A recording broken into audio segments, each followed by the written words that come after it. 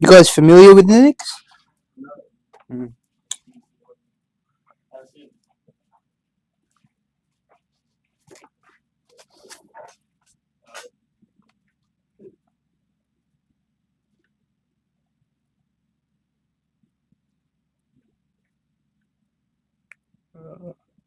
Sure. Two.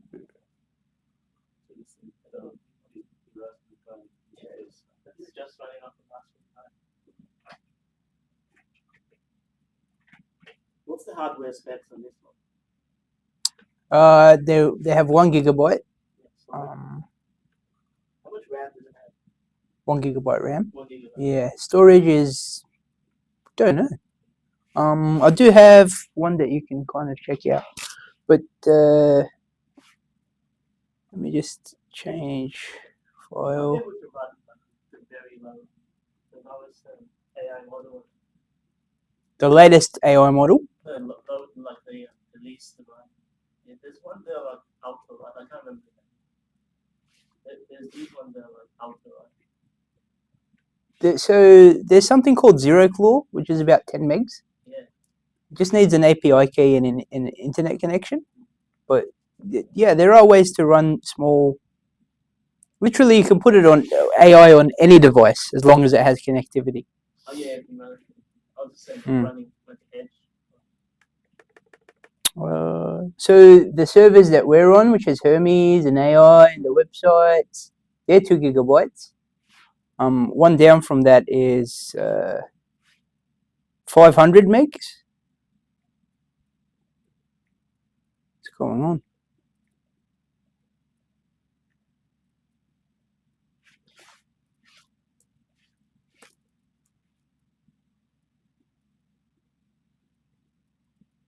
Is it? Yes, that's the one. I think you're using GLM 5.1. GLM 5.1, which is open source, free. So welcome everyone to day 2, where we actually get hands-on. So just to recap from yesterday, we went through the history of AI. We see that it's not something new, that people have been talking about it for quite some time. And then we went through base 44, how Stefan uses AI to build. We discussed energy concerns, which are huge. You know, just this morning I was listening to how much energy it took to train GPT-4. And they said it's the equivalent of driving to the moon. Oh my god. So, what it means is there would be emission concerns, yeah, resulted in lots of emissions. So there is the environmental angle to all of this too. Well, I couldn't help but think about how all we could capitalize on this. You know, if we center on the hub, the energy concerns, no one's thinking about how much energy a prompt takes. So they said, if to compare it, every time you prompt GPT, it takes more energy than your brain uses for the whole day. So that just gives you an idea of how inefficient they are compared to us. Yeah, the brain's extremely efficient, and I think China's trying to compute on people's brains. There's this their new incentive. Yeah, they're trying to. They're looking at ways to non-intrusively put circuits in people's brains, which I don't know. We're kind of crossing the line of, should this be done? You know, is this ethical? But that is what's happening. And then we finished off with a little recap about how, what I know about how AI works, and hopefully that was insightful. Today's agenda, I'll briefly go through my website journey, how I got into web building. Stefan said he had a knack for it, so I'm assuming this will be his best work, most favorite workshop. We'll discuss what a website is, what SSH is, where website files and held and where they're hosted, and then we'll quickly discuss going from a local server to a public website. So just quickly, the anatomy of a HTML website. This is called a boilerplate. Bit of code.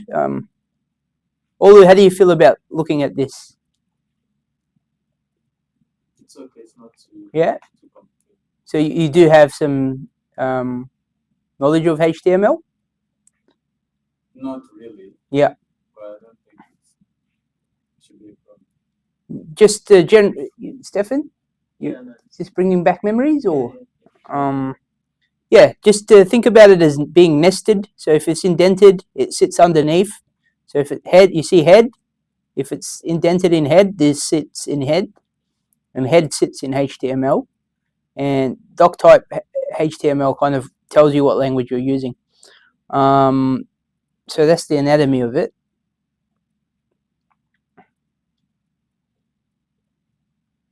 I'm Nicholas. Today I'm going to be showing you a tutorial on how to create a web page. Believe me, it'll be easy. The first thing you'll want to do is create an HTML file and open it up in a text editor. I'm using VS Code on my machine. So here I added some boilerplate HTML that will exist on most websites. The main content of the page goes in between the body tags. The first element that I'll add is an H1 or heading tag, which should be used for the largest text on the page. Then I'll add a P or paragraph tag right below it and put text in between the two tags. Notice how there needs to be both an opening and closing tag for each element. Next, I'll add some CSS by using a style tag. We can simply reference each tag by name, so I'll first add the rule for the H1 tag that we made above. I'll change the color to Firebrick. Then I'll do the same thing with the P tag and change the font style to italics. I'll save the file and then open it up in any web browser.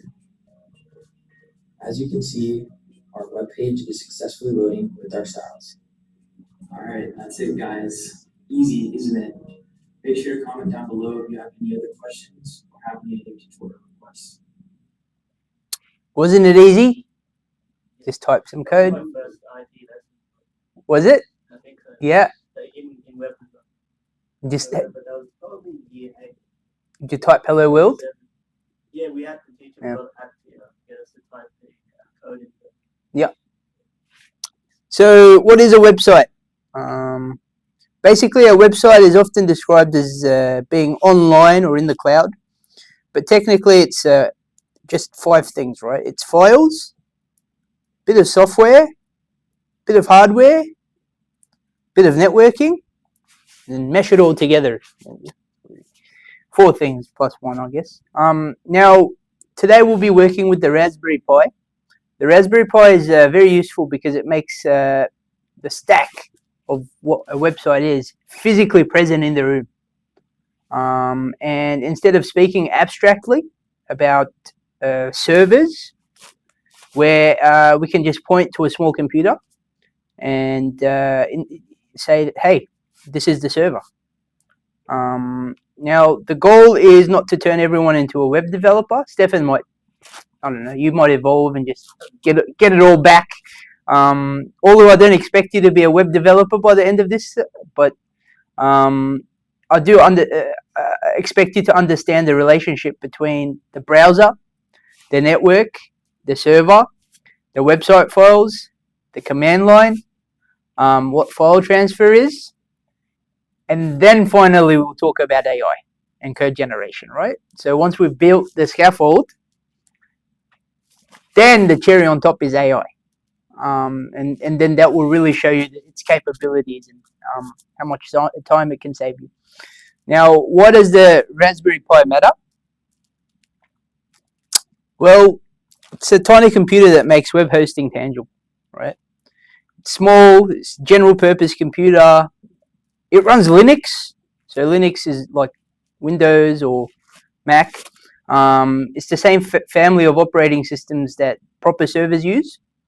Linux was an open source project that started in the 80s by Lionel Unix. You know, he told some people, I'm about to create my own operating system, just a little thing, and people just kept contributing to it. You know, the idea of collaboration, because it was open source, people added to it, and now the whole internet runs off it.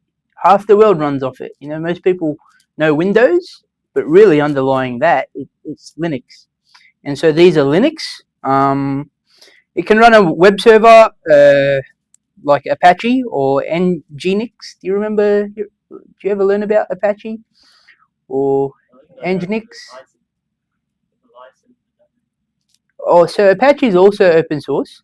Most of the stuff is, free, which I think it's awesome. Now it can store website files. It can serve those website files, and that makes it useful for teaching, especially. And it's what I use to learn. Someone gave me a Raspberry Pi. I had no idea what it was, and I started prompting. Actually, if I can just show you how.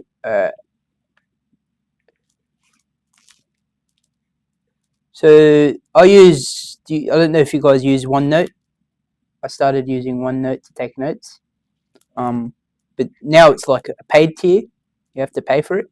So when I started Teddy's Cleaning up in 2024, which was a year and a half, roughly, ago, November, end of 2024, the first thing I did was try to utilize I had crazy ideas like picking up doggy litter and trying to recycle it. But the first, I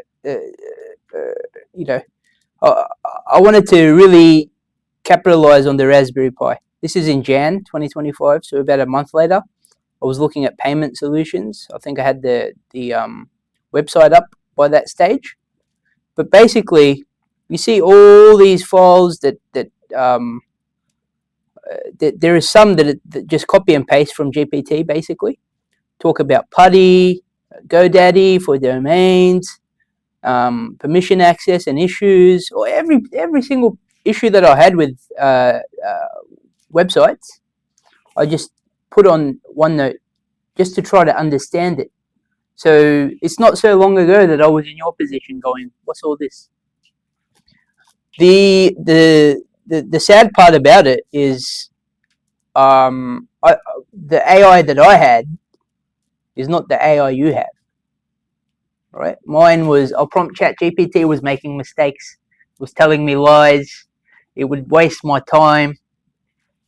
Now we're at a stage where you can do a prompt to deployment, skipping all the settings and alterations that I had to learn, all the iterations and designs, all the embedding, with payment systems. I'd spent maybe 2-3 weeks just trying to get my head around it and failed.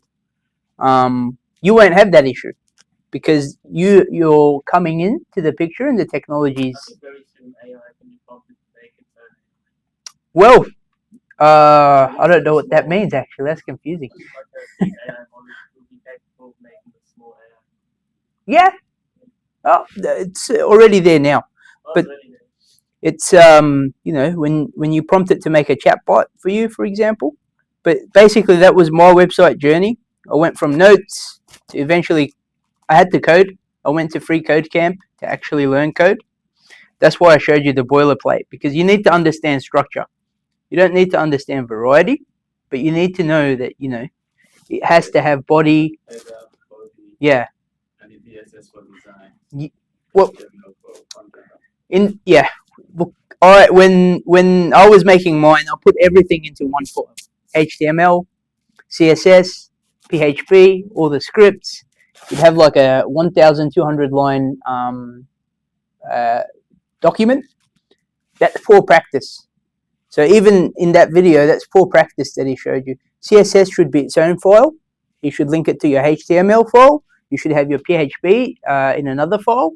So structuring is very critical, and you probably want to get that down pat so you don't have bad practice from the get-go.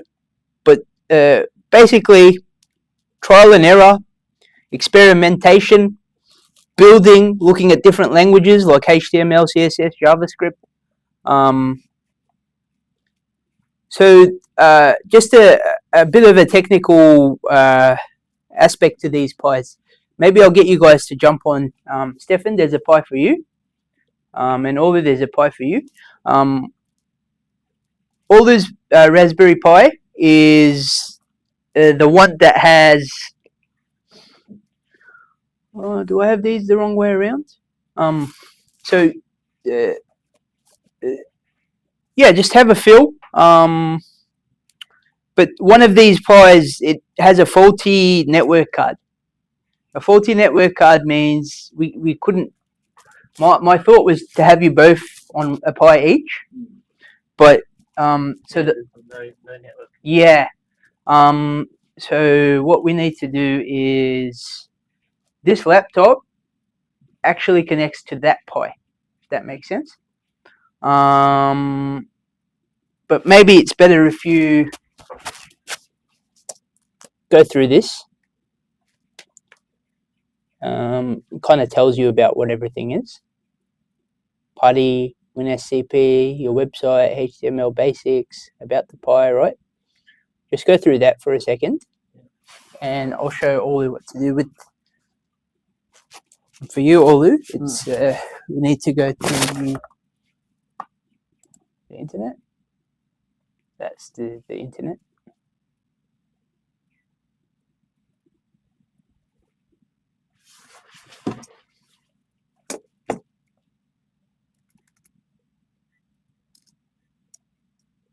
Oh, it's so slow, right? There it is.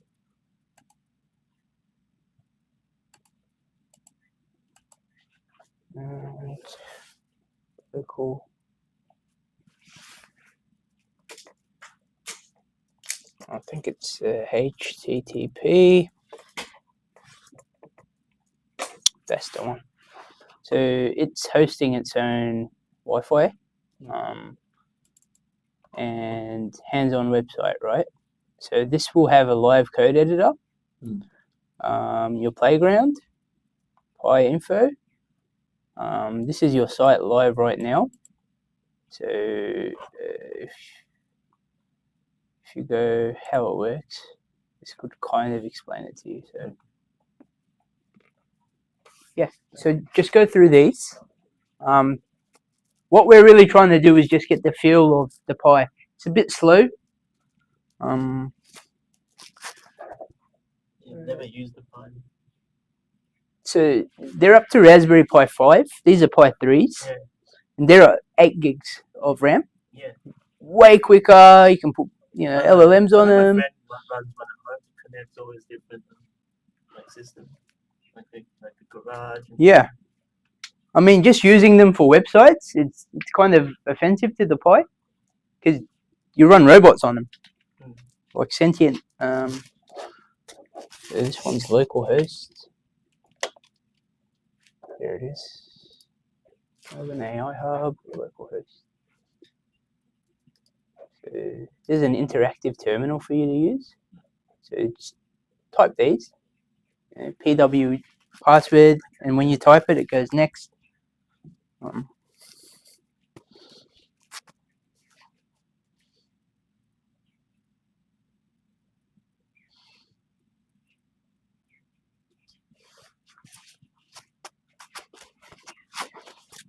And since this laptop is actually meant for the other Pi, I might take it over to. Oh, which I can't do that. What was the first one? What was PW? Password?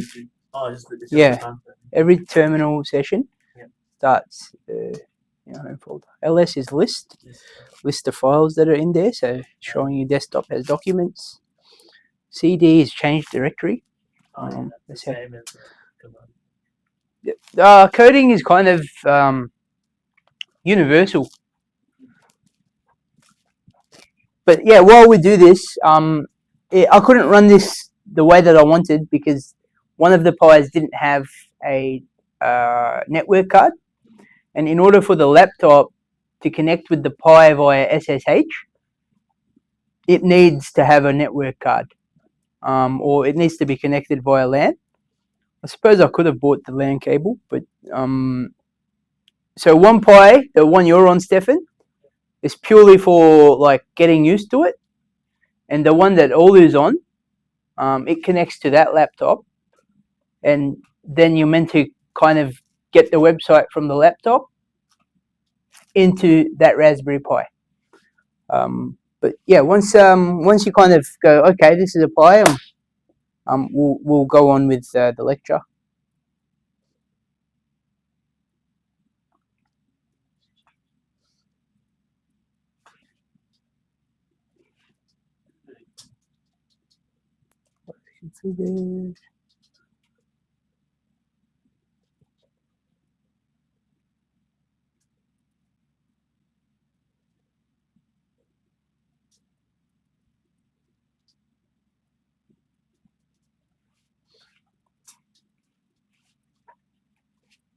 The Pi that Olu's on, you'll see that if you look at the network, it's emitting its own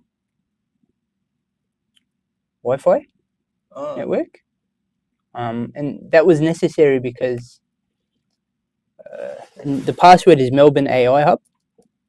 So you're just making like a small local network, like that's not connected to internet. Yes, and that's what is this?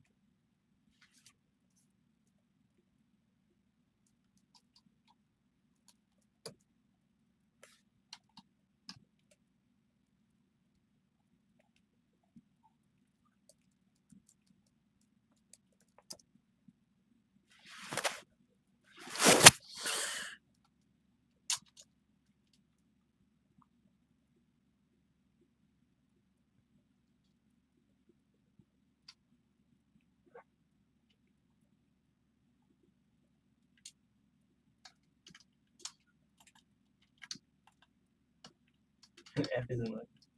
F doesn't work. Is there a way to plug on? Copy and paste it. On the F. Copy it from that, can't you? Copy the whole thing.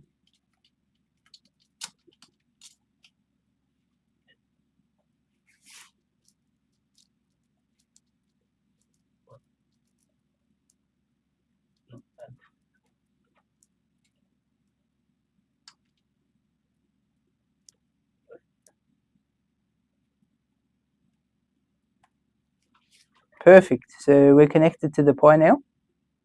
Well, I think it is. So internet connection.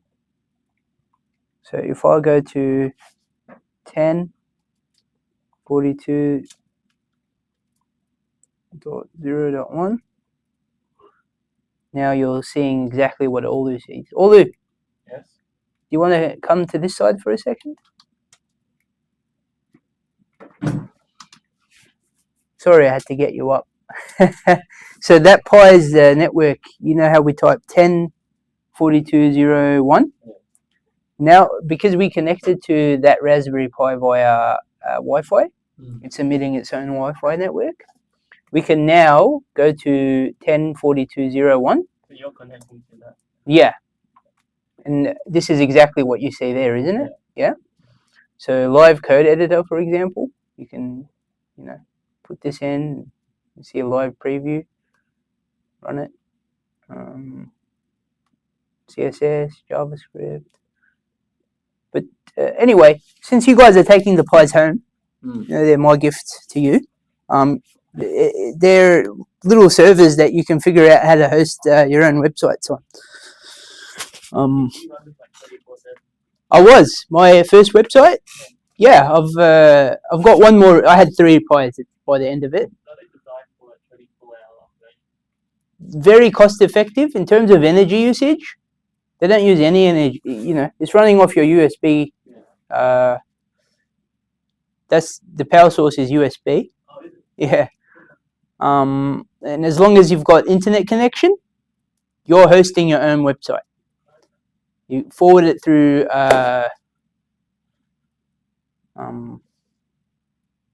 get a domain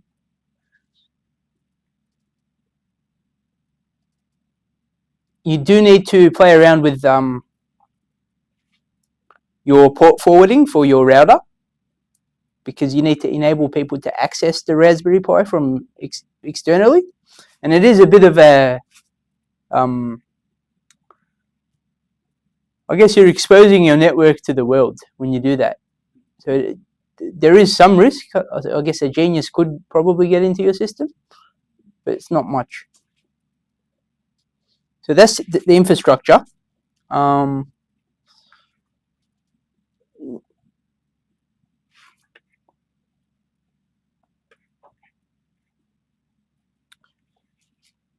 So the original plan was to connect the Raspberry Pi to the Melbourne AI Hub Wi-Fi.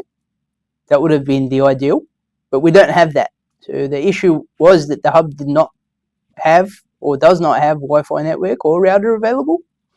That matters because you can't SSH into anything. If you have at home, if you have 5 computers on your router, you can use SSH, which is secure shell, to get into them. And so you can connect to all your computers from a central computer. I don't know if you do that, Stefan. Remote access? Yeah. So soon we'll see that laptop has something that does SSH. And we're going to SSH into that Raspberry Pi. And we're going to update the website files ahead of generating code for a website and then putting it onto the Pi. So that you're kind of simulating the interaction between your laptops and your virtual server, if that makes sense. Now, without a shared network, the laptop has no route to the Pi. We do now because that is emitting its own. It's like behaving like a router. And I didn't know that Pis could do that. So when I was thinking of a solution for this, how can we do this? We don't have a Wi-Fi network at the hub. I discovered that you can do that with Pis. Which, yeah. That's right. Adversity does is a good teacher, right? Like I said, the IP address for the Pi that's emitting its network is 10.42.0.1. Now I don't know who's taking which Pi home. You guys have to decide on that one. But that one address is used for operating the workshop website in the browser, connecting through PuTTY, which is a SSH tool, or connecting through WinSCP, which is a STMP tool, or SSH, secure shell file transfer protocol. I'll be playing some videos as we go.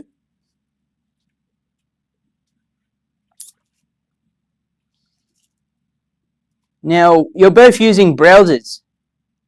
Browsers are amazing. Browsers like Chrome, Edge, Firefox, Safari.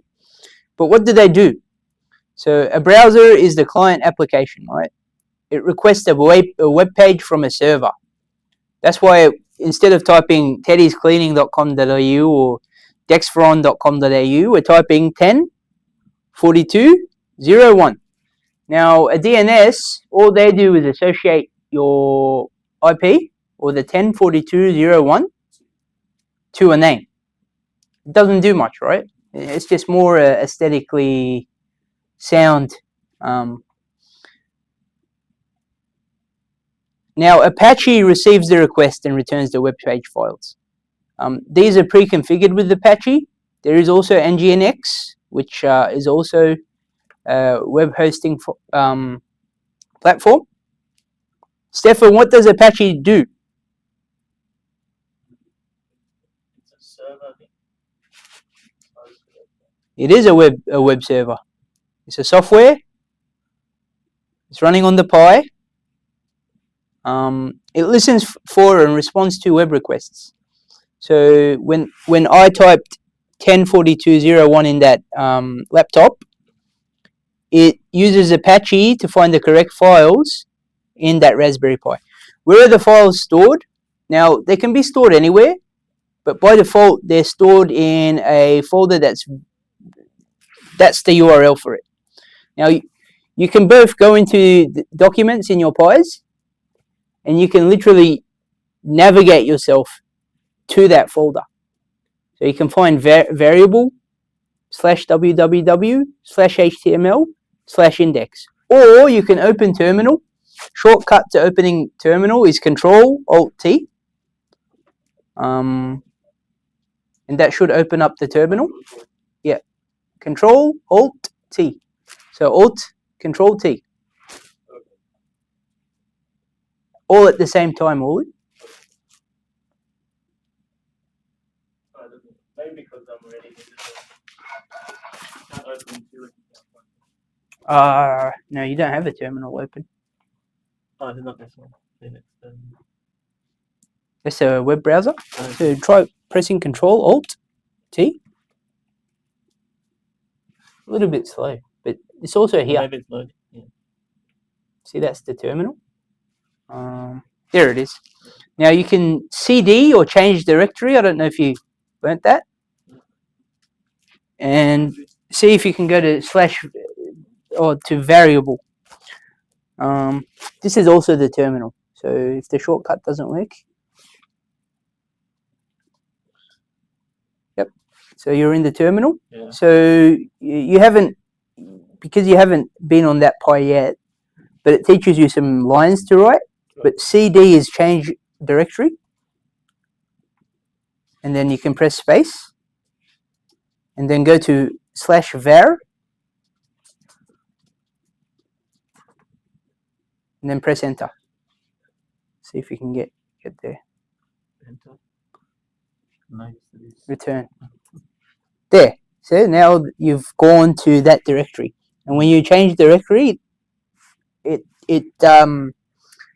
can see it, the signature kind of changes in front. So you can literally navigate to index.html. So now that you're in variable, to go back, type CD, that's change directory, space, 2 full stops, full stop, and then press return or enter, and then it returned you back. So you move up one directory. So what I've done is So you can also, if you open documents, I'm trying to find it by this thing, but I couldn't find it. LS. Yeah. So you haven't actually gone to variable at all. Oh, okay. You haven't changed directory once. But Is it like so this is literally this. You know when you're clicking around in the folders? Okay. I was just in the desktop. Yeah. So this is called the GUI, which is a graphics user interface, and this is called the CLI, which is a command line interface. Yeah. Soon, or I hope very soon, you will realize that graphics user interface is a waste of energy. At least Ollie will realize that. He will say, "Oh, we're wasting pixels." But if you know the right code, you no longer need to navigate through the graphics user interface. All you need is a keyboard, and you can do everything. Oh, I see what my problem is. I was still in the desktop. I thought that was like the root drive. Yeah. I didn't go back enough. So if I go CD all the way back, I'll get to like the. You're there now. Oh, I don't know. Okay. Yeah. Go CD var. And then there. There. So what I've simply done is to change directly. Well, you haven't learned LS yet, so Stefan, slow down, man. You're way ahead of all the. Yeah. Like a few days ago. Yeah. Building that talking thing because I had to. And that was his curiosity. He wanted his computer to talk. No, it's just a bug. I couldn't just enter the Python file like Yeah. it wasn't letting me, so I just did it, and then the AI just said you can just use command prompts to open it. Yes. For the PowerShell. So if you type ls, so that's list, and press return or enter. Wait till Stefan comes here, because I intentionally made this an Apple keyboard. So, because he said he doesn't like using Mac or Apple keyboards. Yeah. See, see it lists all the directories that you have Okay. from root. And so when we went to var, we said cd, which is change directory, var. Now, back to the presentation. What Apache listens for is web requests, and by default, they're here. You can change it in Apache settings. It's not difficult, but it always looks for index. Index is your home page. So whenever you type your URL, it's basically, www.teddyscleaning.com.au. It's pinging my IP and going to index.html at that directory. So do you host your Teddy's website from your phone? I was. Then when AWS gave me some funding, then I decided, hey, because if my Raspberry Pi, if there's 20 people visiting it at one time, it doesn't have enough bandwidth to support 20 visits. AWS does. Also, if electricity goes down or if I lose internet connection, if I'm hosting my own website, then imagine you had a multi-million-dollar business that relied on it on a website. You want it somewhere reliable, and AWS is 99.9% reliable, right? Only issue, they charge you money when it doesn't really cost any money to run a server. Some people do it in server room. So that is something that we can talk about once we get grounded in what we're doing, right? But basically, that's how you would visit a website, and the browser receives the files and it displays the page. We used to have a factory, like a server cabinet, and the IT guy would open the cabinet and do like Racks and racks, yeah. Racks. Now all those racks can be represented by a little computer, right? So that's just how technology is going. Here's a video about what Apache does. Welcome to Zero to ProTraining.com. In this video, we will talk about what is Apache Web Server. Apache Web Server is a web server application. Web server application helps to deliver web content to be accessed through the internet. It is commonly referred to as Apache. It is notable for playing a key role in the initial growth of the World Wide Web. It is originally based on NCSA HTTPD server. Development of Apache began in early 1995 after the work on NCSA code stalled. Apache quickly overtook NCSA HTTPD as the dominant HTTP server. It has remained the most popular HTTP server in use since April 1996. In 2009, it became the first web server software to serve more than 100 million websites. Apache is developed and maintained by an open community of developers. The development takes place under the auspices of the Apache Software Foundation. It is most commonly used on a Unix-like system. The software is available for a wide variety of operating systems, including Unix, FreeBSD, Linux, Solaris, Novell NetWare, OS X, Microsoft Windows, OS2, TPF, OpenVMS, and eComStation. It is released under the Apache License 2. As of June 2013, Apache was estimated to serve 54.2% of all active websites and 53.3% of the top servers across all. The original author of the program is Robert McCool. The software is written in C language.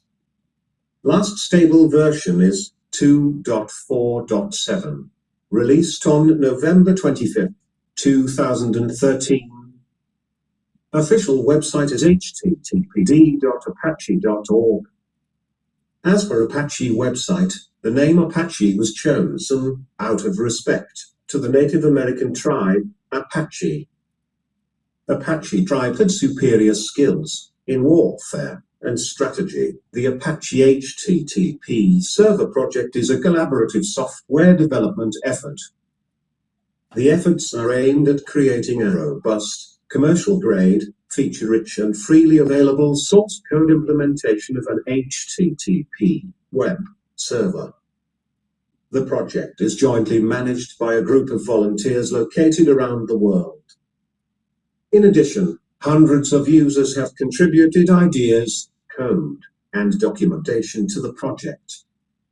Internet and the web is used to communicate, plan, and develop the server and its related documentation. This project is part of the Apache Software Foundation. So that's Apache. Thank you for watching. Maybe for Olu, you had no idea what Apache was. Now you do. The way that guy talks, The robot Yeah. voice. like classic. Use as a loss. The pie's gone off. The signal.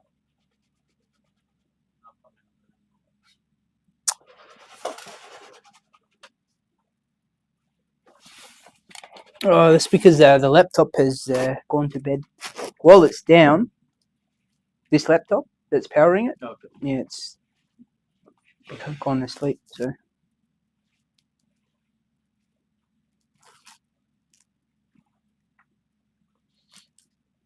this does have USB ports. Let's see if Yeah.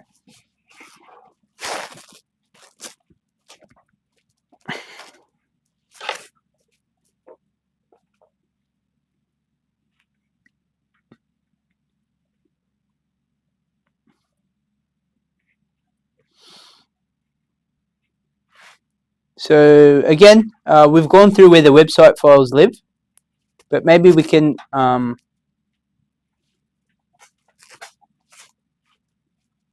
you guys found it? This was the power cable. What's this cable for? It's just a double power cable. Oh, okay. Yeah. Yeah, I couldn't. Oh, USB-C cables are hard to find, and Yeah. that was for like the dog collar, the dog's collar. You might be able to, if you connect to the Pi's Wi-Fi network from your laptop, try doing it. So in Wi-Fi, you will see.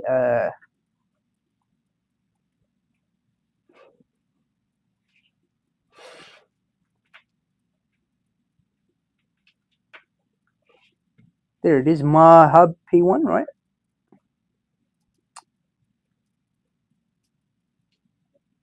And the password is, sorry, not the pen. Try using password instead. It's Melbourne AI Hub, all one word, lowercase.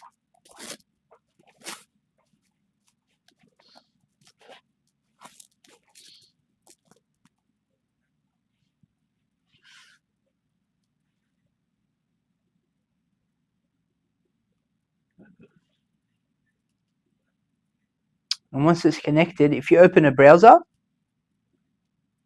like Edge or Windows Explorer, it takes a while.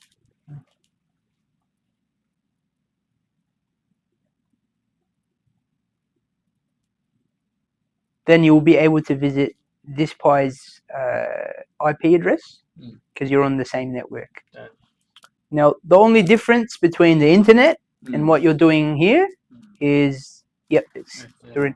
So if you open a browser on your laptop, like Chrome or anything, and type 10.42.0.1. Hallelujah. That's the internet, basically.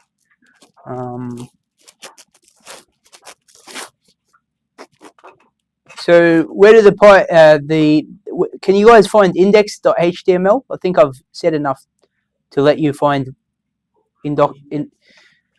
so you can use the GUI. It's a little bit easier to find it and to open it.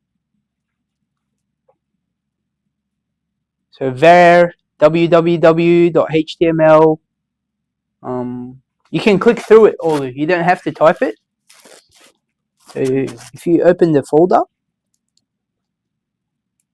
so what you were doing with CD is basically like just clicking through this. So if you go to up, scroll up, so click that, the very top.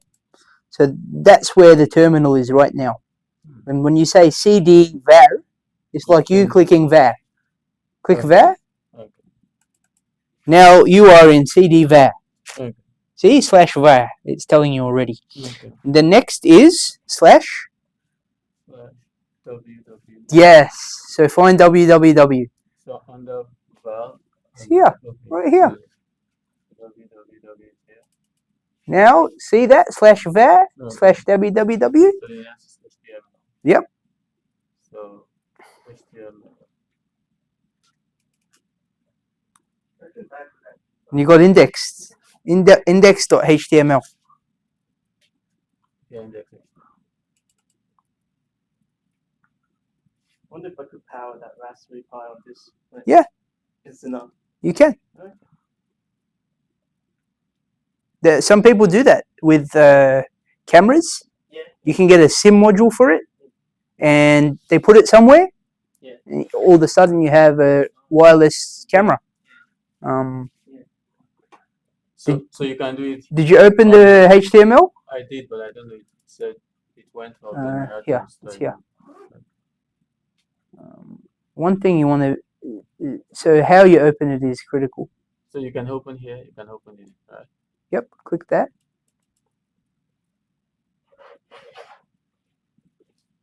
So close that. So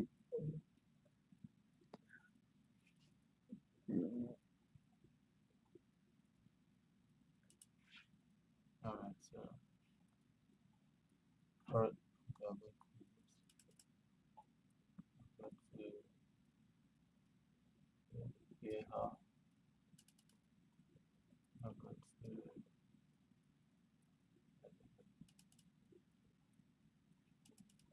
now left click index. Left click. Don't right click.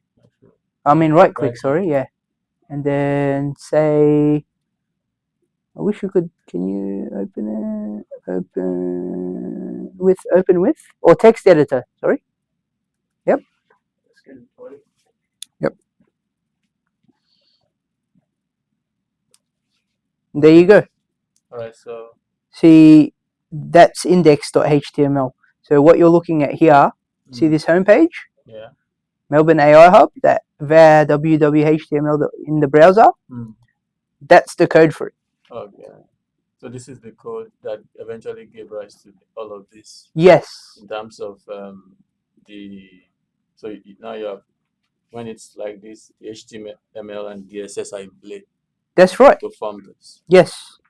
So this is a combination of both HTML and DSS. That's correct. Okay. The way it's designed, it has all of it in one. But good practice is to have everything in a different file. HTML, DSS, and what was the other one that used? PHP for scripting. So when you're clicking buttons, etc. But now that you have a grasp of where your website lives, basically it's just you going to ChatGPT. Hey, can you make me a website that looks beautiful? That's for this, blah blah blah, and it will give you the code. You get the code, you paste it here. Guess what happens? It creates the. All of a sudden, your website is updated. It's just a matter of knowing where it is resident, going to ChatGPT, telling him what you want to be done, and copying the codes from ChatGPT, bringing it here. Well, yeah. I mean, you're taking some web developers' job. You know, ChatGPT is killing their job. You don't have to pay anymore. It's naturally the progression is. I think education. You know, if learning to code is basically what you really want to do, is you want to understand the code, because GPT is limited. Okay. So when you know how to code, then you take it to a new level. Well- Don't rely. Well, you don't have to code. You don't have to learn to code. Yeah. So, Stefan, just to summarize, we've found index HTML. You probably already could find it, and we found the code that is this.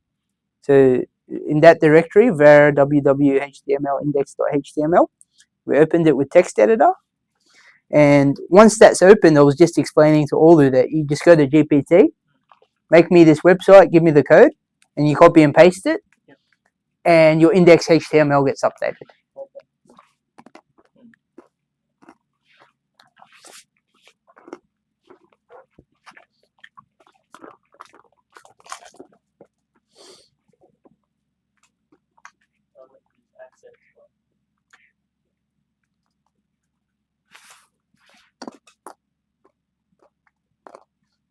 Like I said, when I started my website, I only had one file, and it had HTML, CSS, PHP. I didn't know that you should structure them. Luckily, the agents now, when you ask them to make your website, they're immaculate. Yeah, they make me feel shitty, you know. Nice order, everything's numbered, and it's like a machine, right? Now, style.css, CSS stands for Cascade Style Sheets. That's visual styling, which is, you know, where you want boxes, what color you want the boxes. So if you, when you prompt the AI, as you know, through that embedding space, if you say things like CSS, it moves you closer to, you know, a more refined product. If you just say, give me a blue box, it's very abstract. But if you say, change the CSS of this website for button A, then you're more likely to get better results. CSS is that the code for the styling? Styling, visual styling is CSS. Cascade, the skeleton, HTML hypertext markup language. It's like page structure and content. Yeah. So the boilerplate that I showed you, it's just that's kind of like the skeleton in the back. yeah, the actual thing that matters. And JavaScript is like the thing that connected. So it's interactivity and behavior, JavaScript. So clicking buttons, JavaScript connects backend to front end. That's the way to look at it, right? If you don't have a backend, every time you visit a website, there's no retention. It doesn't feel like it remembers you, right? The backend, so JavaScript, yep. And JSON is just JavaScript something something. It's, yeah, built on. You can also have media assets. Usually there's a folder in /HTML. That folder is assets, and that's where you put your images. Then your HTML code specifies what image to put where. So all your pictures, where they move around.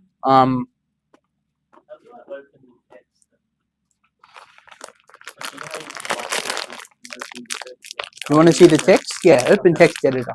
Yeah, I was going to open this. I went there and opened it, but I missed that button on top. And it's not easy.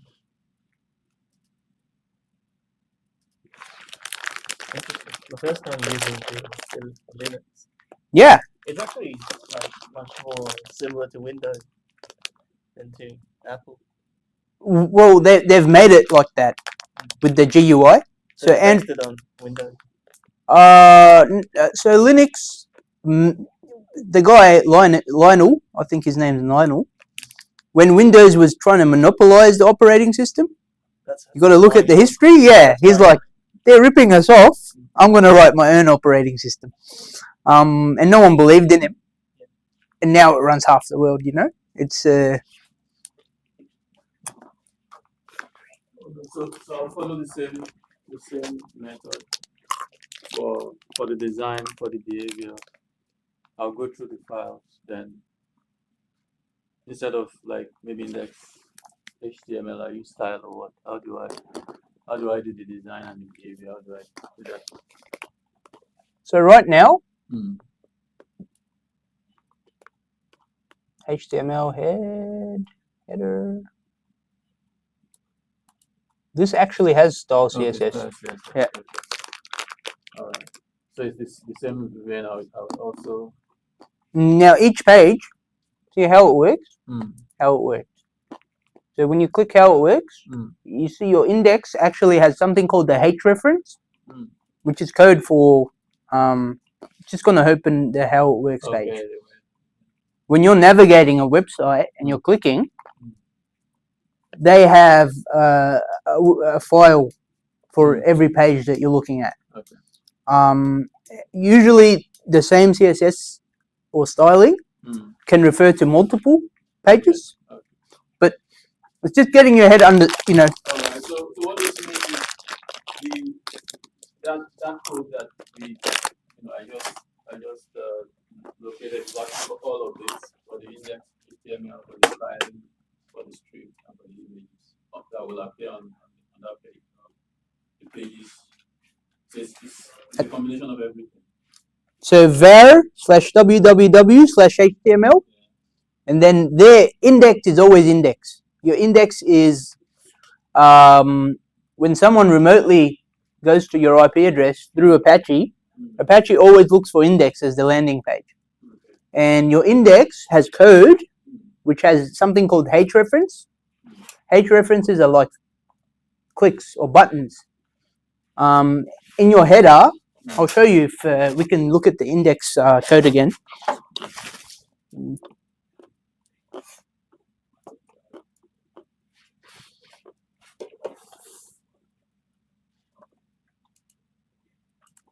So this is index, right? See this? Oh, sorry. Where did it go? Can't reopen it. H reference, index.html. That's where you land, right? Then you have playground. Then you have editor. Okay. And then it's known as code editor. See that? Code editor. Your playground. This is an index. From here, your playground.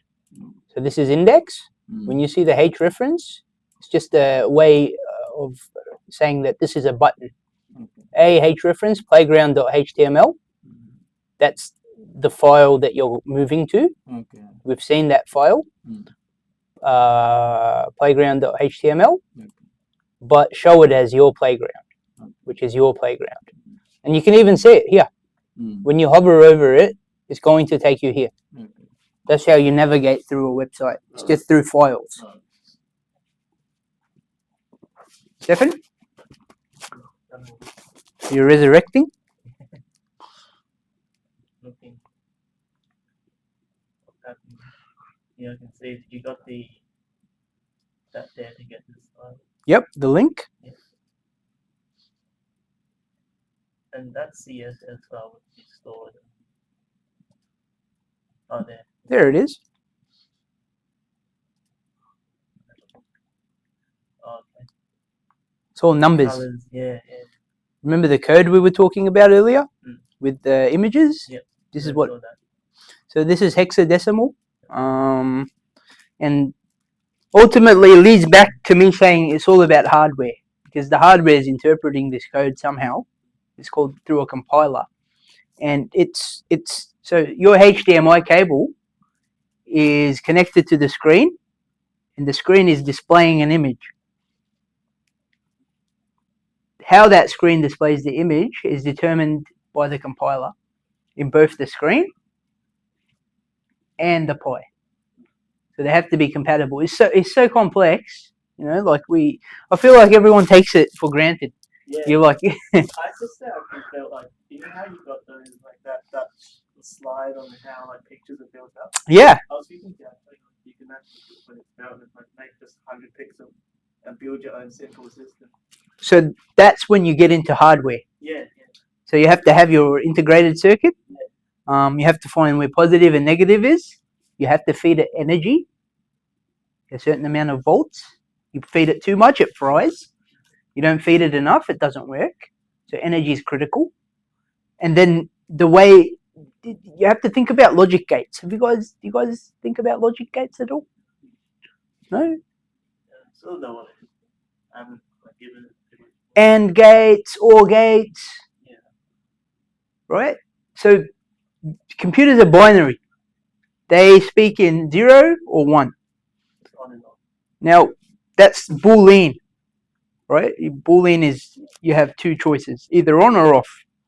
Boolean, this guy is like a mathematician / philosopher, kind of fathered logic. He went very deep and he said 0 is nothing. The universe doesn't exist. 1 is everything exists. And we're just fluctuating between nothing and something. Right? Like there's a philosophy underneath it.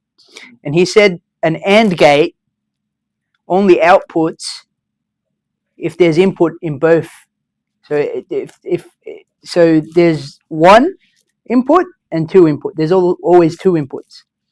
If 1 is 0 and the other is 1, and it's an AND gate, it will output nothing because it needs both the inputs to be on.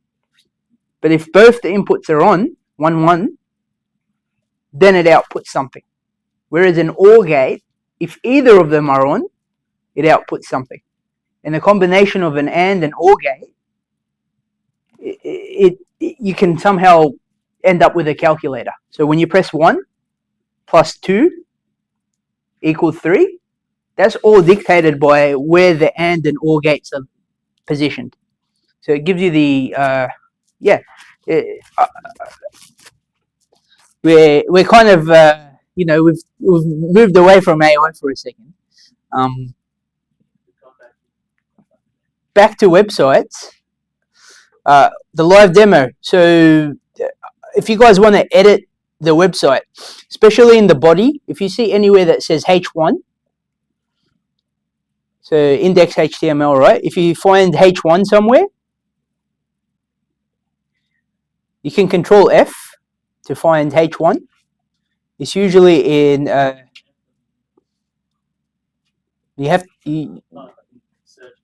just use your eyes. And then you should see some text, or if you see parenthesis P, which is a paragraph, so change text and then save it and then refresh the browser and you will see the website get updated in real time.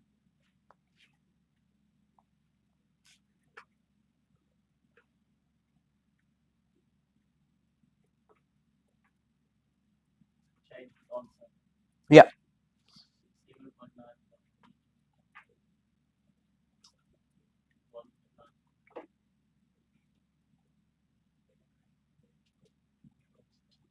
You're changing CSS?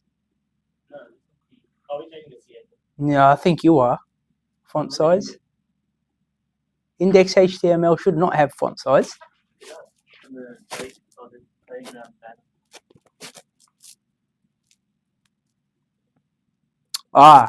So this is style. You see how it's bracketed in style? Oh, okay. They've combined CSS in how I used to create my website. Yeah. That's CSS technically.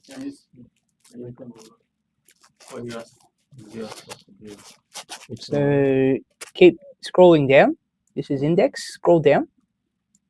So scroll. See that? There's a P. Yeah. H1. Sorry. Hands-on.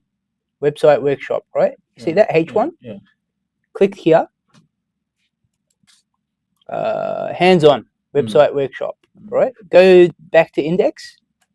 Okay. Change that to H1 hands-on website. Came up here is because I'm here. Yeah. H1. So just change. Don't change the H1. Change what it says. Hands-on website. Yeah. See hands-on website workshop. Change Change that to Olu. Change Olu. I would say Prof Ted. Yeah. Just be careful not to. All the symbols are very important. Can I? Yeah. I've done that too much. You haven't deleted anything yet. You still one more. Yep.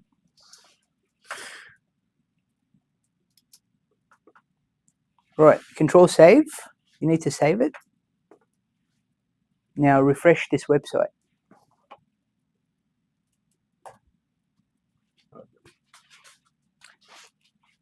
Easy, right? Yeah. You're coding. Now, what does HTML do? While you guys are still doing what you're doing, I'll just talk in the background. Got another about hour and a half. We're cutting this short, so we'll speed it up. HTML stands for Hypertext Markup Language. It's not really a coding language, somewhere in between. It gives the page structure. It tells the browser what different parts of the documents do. So H1 means it's a big title. If you change that to H2, it becomes smaller. Just like in Word, you know, like heading 1, heading 2, heading 3. You guys have seen that. It tells the browser what different parts of the document are. Headings, paragraph, links, images, sections, and buttons. HTML is not primarily about visual design. That's why you have the Cascade style sheets and styles. But it is about meaning and structure. So how you structure the HTML is critical. H1, Melbourne AI Hub. I think all of you saw how H1, we changed the big heading. P, that's paragraph. This website's about running. Did you change anything? Did you change any H1s? I just changed that to capital letter. Okay. Made it big. Yeah. Perfect. So you guys got it down pat. What CSS does, right? So Cascade style sheets control appearance. It can change how the HTML looks. So it's all about aesthetics. CSS can control color, can control layout where things are. It can control font size, as you've seen, spacing, where borders are, where the backgrounds are, and how responsive something is. So background, how responsive something is, yes. Markdown files? Whole different ball game. Markdown files are just a file type that can be read by all operating systems. Mac can read them, Linux can read them, Windows can read them. And this was not so long ago, they were in competition. If you had a Mac, nothing was working on Windows. And if you had Windows, nothing was working on Mac. And if you had Linux, no one had Linux because it wasn't mainstream. Now they're figuring out working together is better, slowly. Yeah. Next we have JavaScript. Basically, it's for client-side scripting. When you have a client visit your website and they want to send a form to you, it uses JavaScript. It allows the website to respond to actions. Button clicks, change basically page content, validate forms. You can call APIs. Create animations and update pages without reloading. HTML and CSS can make a static page, but you need JavaScript for it to be dynamic, especially if you have a client login and whatnot. Now we're getting into PuTTY. Now that laptop, which I want to show you guys. Well, when you're ready, Olu, you want to come down?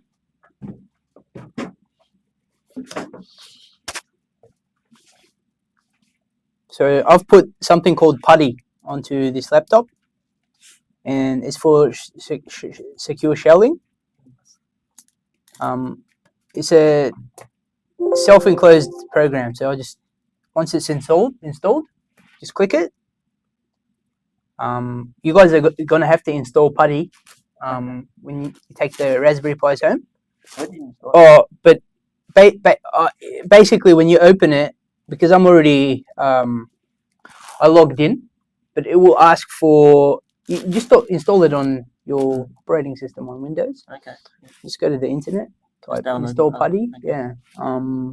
PuTTY, and it's for secure shelling. And now I am in your Raspberry Pi, so I can go cd var, cd var, no files. Is this last login permit? Oh. Basically, PuTTY opens the terminal on the Pi. For whatever reason, it's not working. It's probably because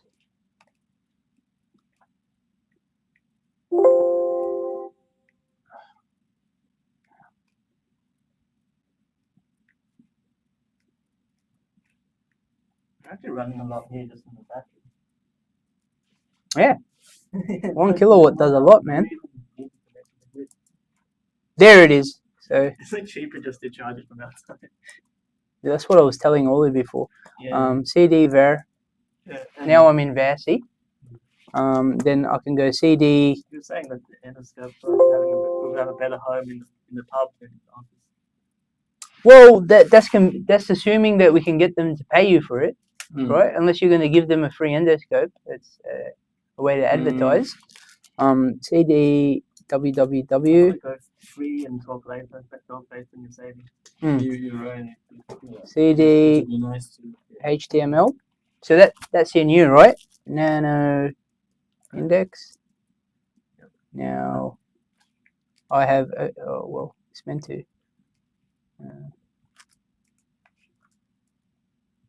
I think it is nano index. Do you remember what code you used to open a document? No, it's not nano index. It's nano teddy.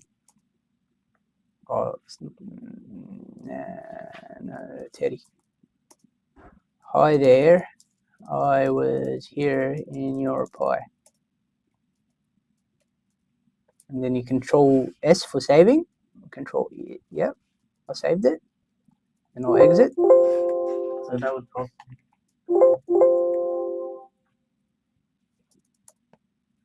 Yep.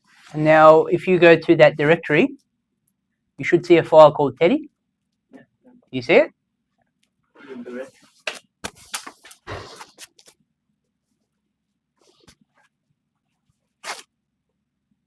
Oh, it's open here.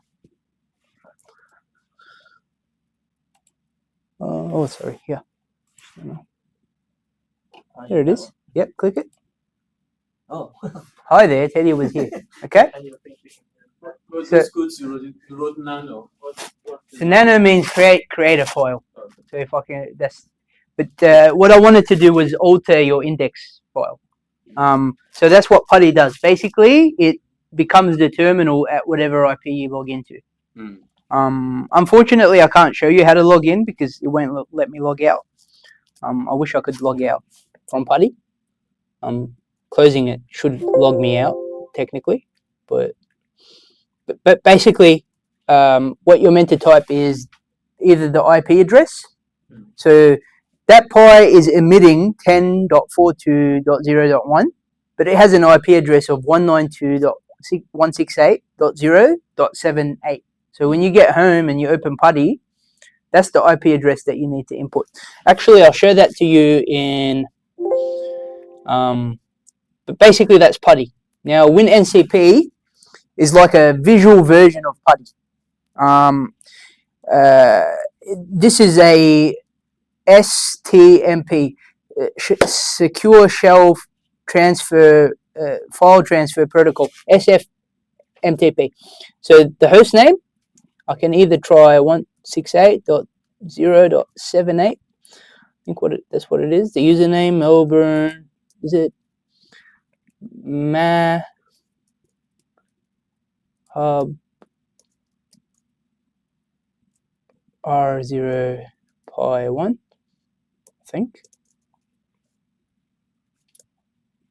Hub R0 PuTTY1.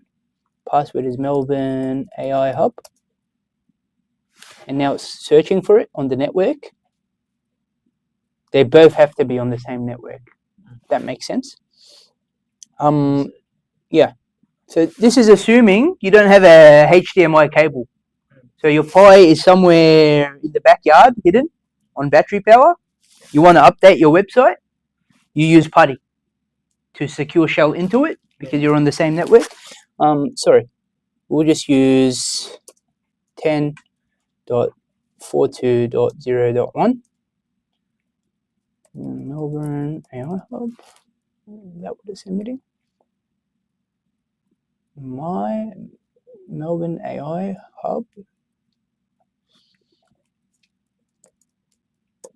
Melbourne AI Hub. PuTTY1. There it is. So all this password Melbourne AI Hub. Access denied.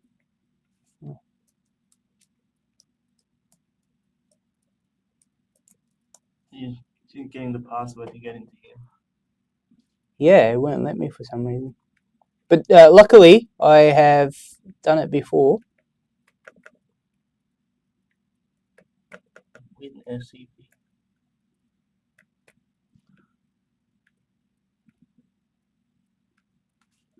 .10.42.0.1 Melbourne AI Hub.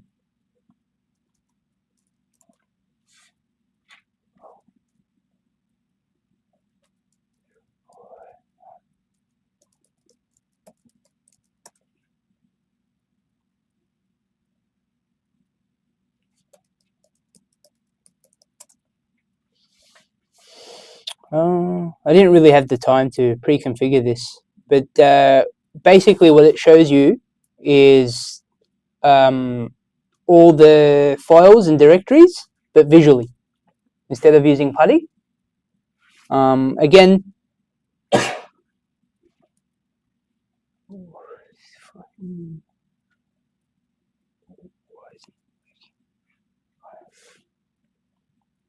oh wait, I'm already in. Why not? Use it, Melbourne AI Hub.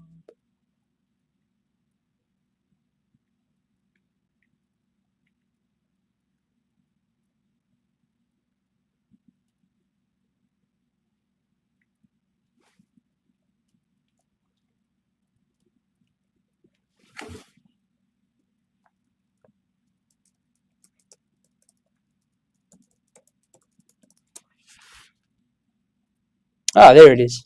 Okay, I kept using the wrong thing. But basically, if we go to navigating around with WinSCP is a little bit different. So to go up a file. So for the WinSCP, yeah, like the PuTTY, do you also PuTTY? Sorry, do you also download it? Yeah, WinSCP is also downloadable. Okay. So you just look up WinSCP. So WinSCP is a bit better than PuTTY, especially if you want to look at what images you're putting. So var.www.html. Then you have there's the teddy file. And you can even open index here. When you open it with NCP, you get the code straight up. And it's just a matter of, usually you're connected to the same router that has internet. Let's open up ChatGPT.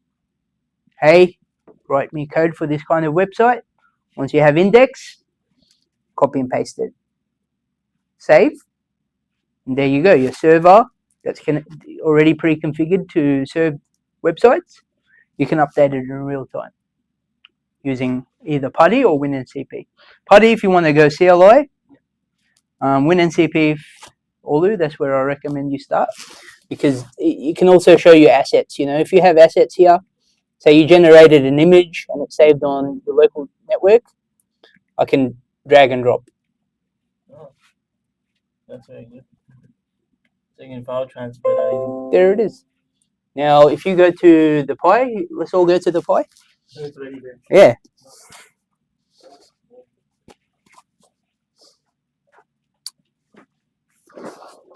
My playground URL.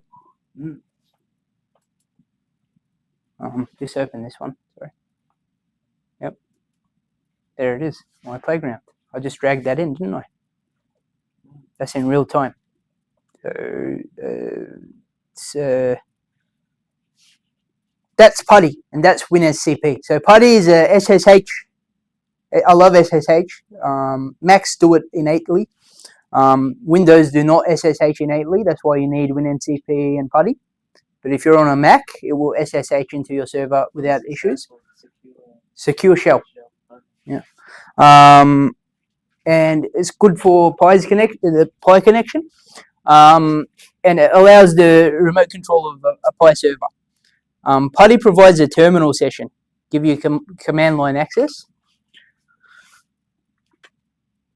What the terminal is, so understanding the command line. The terminal is a text-based interface with the operating system. Instead of clicking icons, we type commands. This can feel old-fashioned.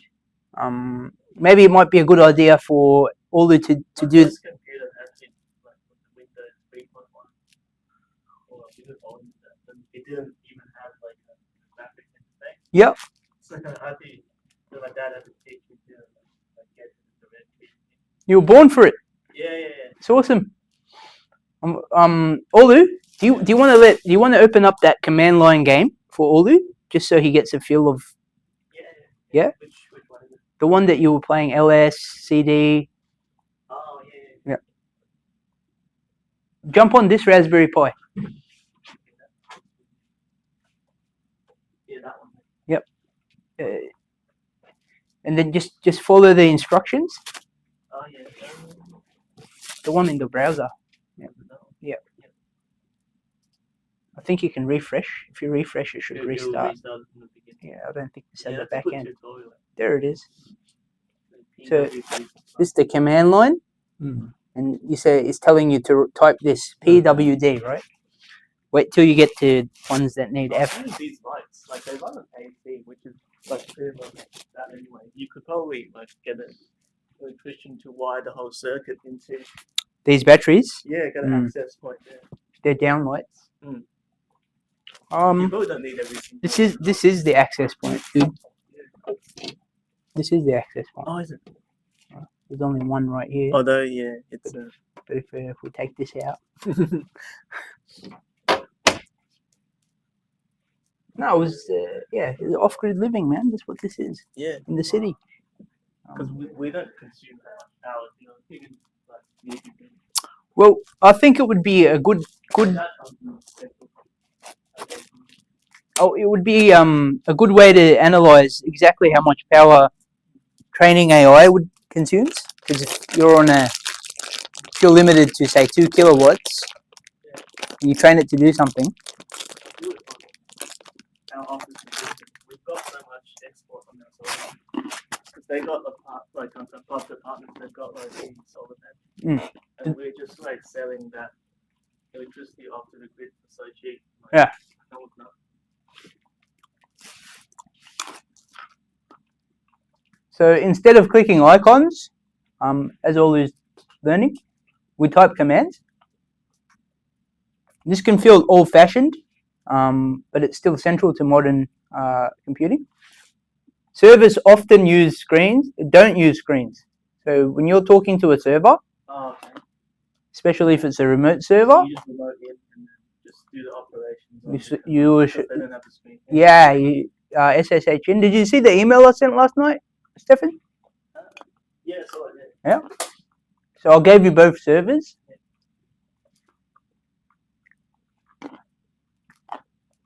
Command line access is efficient, scriptable, and precise. So you can't go wrong when using CLI.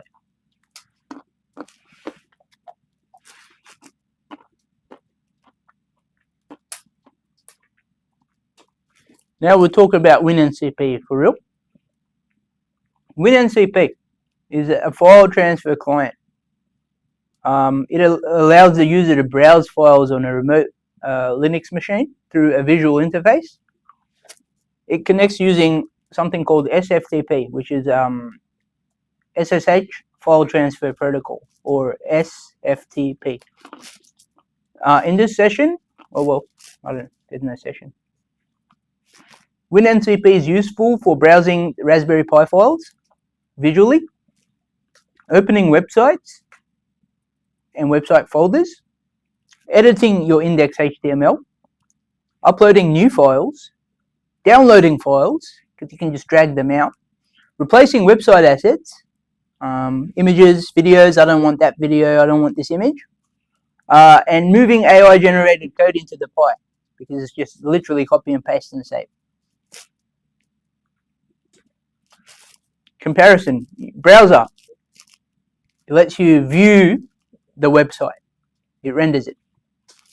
PuTTY, control the Pi or whatever's hosting your website through a terminal, CLI. WinSCP, it allows you to browse and edit the Pi visually. So those are the three, your browser, your PuTTY, and WinSCP. How did you go, Olu, with the command line interface? Yeah. You can still use WinSCP to get into the server without a screen. Correct. But it's just the IT guys tend to just use command. Yeah. Well, you've seen The Matrix. Yeah, because I've seen the IT guy at the factory before. He's just so quick on the command line. So it's like the GUI, what revolutionized Mac, because they made anyone, the computer could be used by anyone. They've funneled energy into that. So did they invent the first graphics? I forgot this is recording, by the way. Hopefully it's still going. We're going for an hour. It's not bad. Who made the first graphics using? Well, I think Mac was the first to actually make it, viable for consumers. I thought it was Windows. They still have the best interface. I mean, iPhone 6, I was telling you, still it works better than my phone right now. So. That's why I use a Windows computer, but I still use it. Yeah. Here's a video explaining what SSH is. It's a protocol that lets you connect to another computer securely. The connection runs over an encrypted channel. This means the data sent between your computer and the remote server cannot be easily read or intercepted by others. Security is the main reason SSH is preferred. SSH is commonly used for three things. First, remote command line access. You can log into a server and run commands as if you were there. Second, file transfers. You can safely move files between systems. Third, tunneling. This allows you to route network traffic through a secure path. To understand SSH better, look at its two main parts, the client and the server. The client is your local machine. The server is the remote machine you want to access. When you start a connection, your device acts as the client and sends a request to the server. Authentication is a key step in SSH. There are two main methods. The first is password authentication. You enter a username and password. It is simple, but not very secure. Passwords can be guessed or captured if not handled properly. The second method is SSH key authentication. This is more secure and widely recommended. It uses a pair of keys, a public key and a private key. First, a key pair is generated on the client machine. This pair consists of a private key and a public key. The private key remains securely stored on the client and must never be shared. The public key, however, can be safely copied to the server. Once the public key is added to the server, typically inside the authorized _keys file, the system is ready for authentication. When a connection attempt is made, the client informs the server which key it wants to use. The server then checks whether this public key exists in its authorized list. If the key is not found, access is denied immediately. If the key is recognized, the authentication process continues. At this stage, the client must prove that it actually owns the corresponding private key. Instead of sending a password or receiving a simple challenge, the client creates a digital signature. This signature is generated using the private key and a piece of session-specific data that is shared between the client and the server. This data includes elements like the session identifier and protocol details, ensuring that the signature is unique for that specific connection. The client sends this signed data back to the server. The server then uses the stored public key to verify the signature. If the verification succeeds, it confirms that the client truly possesses the correct private key. Once authentication is successful, the SSH session is fully established. From this point forward, all communication between the client and the server is encrypted. The user can safely execute commands, transfer files, and manage the remote system. To practice what is explained in the video, you can watch the video in the link I added to the description. Also, check out the courses section on the channel. You can follow many free courses there. To support us, you can... So I've probably used deploy with the Hermes agent. You guys, maybe you've seen me say deploy this, deploy that. What does deployment mean? Well, in this workshop, deployment means moving code in the place where it can be served to users. So essentially, when you edit or you copy code and you place it into that directory, var/www/html, you have deployed code. And when you refresh the browser, it is updated. Because Apache is always running, changes appear immediately. No app store required, no publishing button, no cloud dashboards, just files in the right folder. All right, say this clearly. When we save in index.html inside var/www/html, we have deployed a web page to a real server. That's what we've done today. Now, AI, we're finally here. AI changes the workshop entirely, right? There's no friction.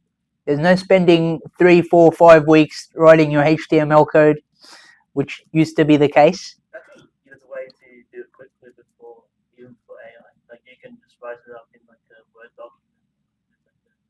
Those PDF like that. The boilerplate, it was probably the starting point. Word document first. You have to lay out, publish it, and then save it as an HTML. Maybe there was, but what I'm saying is even that's redundant now. We're at the stage where you can literally, you know, I don't know, Olu was very obscure about how much he paid for his website, but that's the kind of value that you're getting right now. Okay, this is right. He said overall 100K or something. Part of that was the website. Yeah, I was not obscure. Yeah, but we don't know, right? But that's the kind of value. Again, we're not talking about what money kind of is a confusing concept. To say that, you know, it's a 10 grand website, right? The truth is, I don't know how much that website costs. That's the truth. Well, we're at this stage. We're about maybe 6 months ahead of most people, I guess. Given that, even if websites, you know, whether they become redundant or not, where people start using AI to find what they need rather than going to websites, right? I think websites are important. I'll always visit some websites, like YouTube, for example. I want to watch videos, and they're good for presenting your ideas to others. The website will always be there, right? That's right. Like yesterday, you were putting out some things for me. You know, it could just be a way of sizing up the company and saying what they've got to offer. But what I'm saying right now, because what I'm sharing with you is, and hopefully we start sharing this with others, because we realize collaboration is where we really want to be, right? On one of my I don't know if you guys have seen Teddy's cleaning, kind of a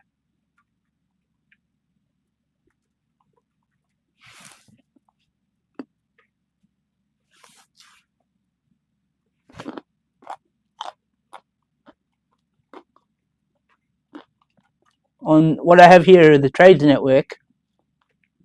My whole concept was to have like people that I meet to just make websites for them, not necessarily charge them unless they want to pay, and then to use some kind of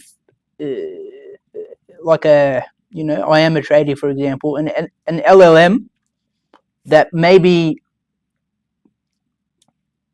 once I learn a little bit more about Python and machine learning, imagine that directory is massive. There's 10,000 websites that we've made for all sorts of people who have a service that they want to present. Then they could just say, I need someone who's really good at doing hair in Sydney tomorrow. And it can kind of filter it out, if that makes sense. So I think that's where it's all heading. I mean,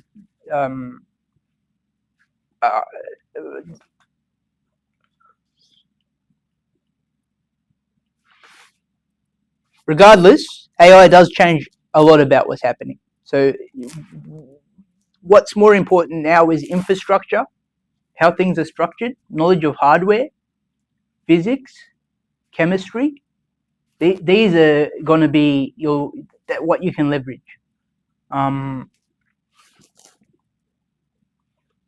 Now we just describe ideas.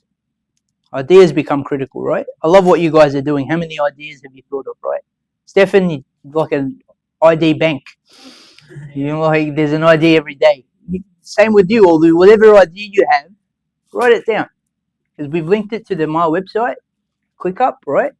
Eventually, we'll get to a point where we don't have ideas. What do we do next? Once we accelerate actualization? So ideas are critical. Describe an idea. The AI will help us generate the code, right? Once we increase our understanding of code, we'll be able to tweak it, because AI, it's not perfect, you know, it's giving it to you like a set standard, and there are identifiers that say, hey, this is AI, especially in metadata. We haven't talked about metadata. Metadata is critical in HTML for SEO. You were saying no one can find your Dextron, right? You're not showing up in Google. Yeah, that was the first thing I saw. I Yeah. tried searching for Dextron in the map in Albany. Yeah. And that's metadata, right? Then we have humans. We're the most efficient, but the most expensive, I think, resource. You know, where the emotions, ideas, the conflict, whatever it is. But humans need to be in the loop to review code and edit it, to review ideas. Then placing the code on the server, you've just learned how to do that, essentially. Whether you believe it or not, you've just... What that model can do. In base 44, you can actually open up the backend. There's like a directory. There's actually HTML code. You can actually, to bypass the credits, you can actually do some editing yourself. Like say, if you want it to read it like this, you want to change the wording for the font size, you can actually do that thing. Yeah. Faster than AI doing that. Code is placed on server, right? And then the browser displays the results. With base 44, again, it sounds like an excellent starting point, because they have their scaffold straight. Yeah, it's good. Yep. Beginners entry point there. But every time you use it, whether you know it or not, subconsciously you're understanding it, Stefan. And you'll get to a point where you can create a base 44 of your own. I've kind of tried to set that in place on members area. Yeah, right? Yeah. But how does that work? You should be able to understand it more than me. It creates the files, it's skilled for it. That's all it is, man. Files. That's all it is, man. Yeah. Files in directories. That's all it is. There's no to make things to make. It's so we're looking at. There's this company that's working on making robots to make robots, which is very skeptical. So I haven't gotten to it yet, right? Because this is the first meeting, you know, second day we're seeing each other, right? But I have that robotic arm, and I've bought this 3D printer. I don't know if you guys have seen the 3D printer. Last night I brought my son in. He was like, Yeah, he was playing with it. maybe Yeah. Yeah, no. So this 3D printer is redundant. You know, I bought it secondhand. I thought I could 3D print with it. It works. It's just too complicated. Plus, it's open. I bought another 3D printer, a Bamboo Lab 3D printer. It's beautiful. You get AI assisted 3D printing now. Yeah, I printed some lids for a soap dispenser at one of the pubs. Some people took the lid, took measurements, and I printed it. I was a little bit off, so it doesn't fit. But basically, what I want to do is recycle it, and it has actuators. Actuators. So that has three motions. Three. What is it? 3 axis. It moves in three. There's 3 points of motion for the arm, right? And there's 3 points of motion for the 3D printer, because it's X, Y, Z. Got to move up and down, left and right, and forward and backwards. So if you can get those actuators, 3D printer case for them, get the right circuit board, you can get that robotic arm to make another robotic arm. Once you have 2, and it's just a perpetual cycle, as long as you get the hardware. Yeah. And close to getting robots to interact with the computer and see. Yes. Yeah, there is that potential. But just to quickly wrap it up, we're down to 40 minutes, and we haven't even gotten to agents, right? From local website to public website. That's where we're going now. So your visitors to Dexron, they go to your domain name, which goes through your DNS, which reaches out to your server, which pulls your website. A local website uses a local IP address, just like we did now, 10.42.0.1. A public website needs a domain name. DNS points to the domain name server. The server stores the sites and sends it to whoever's visiting. For a business, VPS is often, a virtual private server is often the move and more practical than a PI. I've given you both a VPS via AWS, so Linux system. It has Apache pre-installed. Usually when you open an AWS server, you have to install everything. And installing is quite easy. You can go to GPT and ask it how to, what's the code that I need to write. But basically it's app get Apache. That's what you type. And it just gets Apache, downloads it, installs it. That means you can host websites on that server. You CD to where the index HTML is stored. And you, it's not nano. There's another code that you type. But you can open index in the terminal. And you can just edit the HTML file in the terminal, right? Or it's just talking about the virtual private server. What does DNS stand for? It's a domain. I always forget. DNS is So many. yeah, there's too many. But they have to, otherwise they'll be long. DNS stands for domain name system. So like GoDaddy is a DNS. So they're the people that manage the domain. Yeah. Where have you been getting the domain name from? I use Ventra IP. Ventra is cheaper. Ventra is Aussie. I like them. I use GoDaddy, but I want to be something. But now that you guys, I think it's time for you guys to make your own website from the get-go. I used to have one, but I didn't need it, so I didn't renew it. I used to have one when I was doing my landscape. Yep. So I made it on Wix. GoDaddy is asking me to renew my domain name. Do I still have to do it? Well, from my experience with GoDaddy, they will say, hey, there's $20 for 3 years. When your 3 years is up, they'll ask, you know, for $1,000 to renew it. So yeah, they're very, yeah, they're criminals, man. I got my Outlook through them, and worst thing, they won't let me connect any of my agents to it because, you know, they've kind of. So what can I do now? My Outlook is almost due, and they have raised the price. Yeah, that's what they'll do. What do I do? I'm stuck with them. I had the same issue. I haven't gotten around to it, but you can move and shift it. You can move your domain name to Ventra, or, you know, to Cloudflare, or Crazy Frog. I think Crazy Frog is another one. Yeah. VPS. So VPS is good. It's like a Raspberry Pi, exactly like a Pi. But except it's in a data center. AWS especially, if your data is like backup. It's backed up in 4 or 5 different places. I think they bombed the data center in the Middle East during the war in Iran. Iran bombed one, and it didn't affect anyone because AWS is that established. It runs all the time, like I said.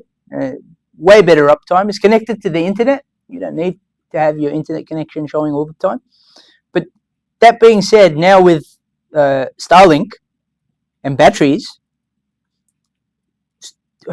having, you know, not paying AWS is becoming more viable. I'm thinking of converting my home into a data center. There's part of me that goes, all right, there's a Starlink here. You got these batteries now. You still have it on mains, but if mains goes down, I have backup battery, and, you know, like that's right. The only issue is I don't have multiple places in case, you know, what if my house gets bombed?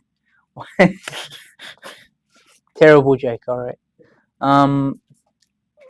So here's your. The difference between what I'm going to be showing you and what others might have shown you is mine's just going to be 10 steps. So in my 10, I'm going to break down the video into 10 different steps. And the first step is just going to be connecting to the VPS via an SSH. And then we're going to be updating the VPS. And then we're going to be installing Node.js runtime with it. We're going to be installing our MongoDB as it's a MERN application. So we're going to be installing MongoDB. And then we're going to be installing the PM2, which is a Node.js runtime process manager. So after that, we're going to have a reverse proxy, which is going to be run by Nginx. So yeah, we're going to be configuring that Nginx as a reverse proxy for our application. After doing so, we're going to be able to enable configuration of that reverse proxy by setting up a link. And then we're going to be able to secure our application with SSL using Certbox and an Nginx plugin. And lastly, we're going to be able to open the necessary ports we need for the firewall. So just those 10 steps is how we're going to get our our MERN application deployed on Hostinger's VPS. So stay tuned. Don't forget to like, comment, and subscribe if you do enjoy this video and if you learned something from it. And yeah, let's get right into the video. So I'll put that in there. My thought was to show it to you at the start and at the end. And my assumption was you would understand 0% of it at the start and at least 20 or 30% of it at the end, right? There's still a lot more to learn, like MongoDB. What's that? What's MongoDB? It's backend, right? It's what Superbase and all you know. The VIP session was meant to cover that, but since we want to cut this short, you know, you guys want to have fun. Olu's got to go soon. I honestly want to crack some champagne. I don't know if you guys drink. I thought it would be a great idea just to have a drink. You know, you've learned something, solidify it. So, have you got your laptop? I do. Yeah, Olu, it's time to use your laptops. Can we open up that email that I sent you guys? I want you to create your Claude accounts, and I want you to follow those instructions.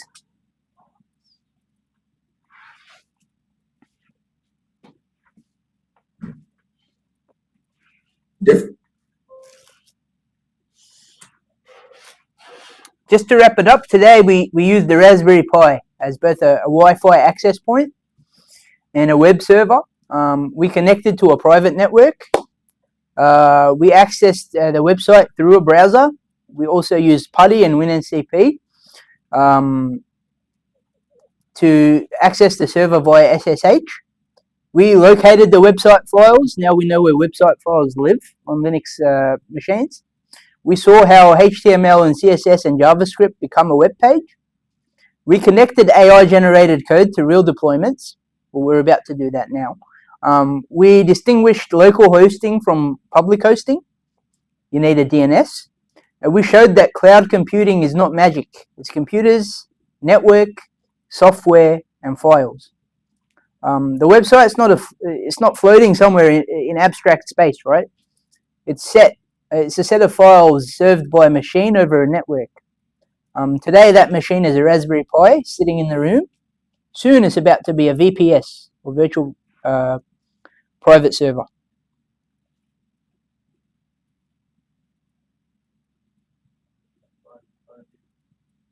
I see the Raspberry Pi.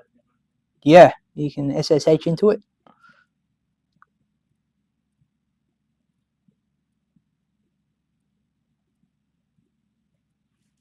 I wonder if this is still recording. Yeah, so we're coming up to 2 hours.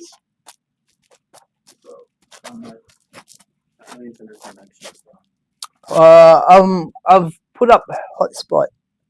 Can you hotspot from your phones? Yeah. Yeah.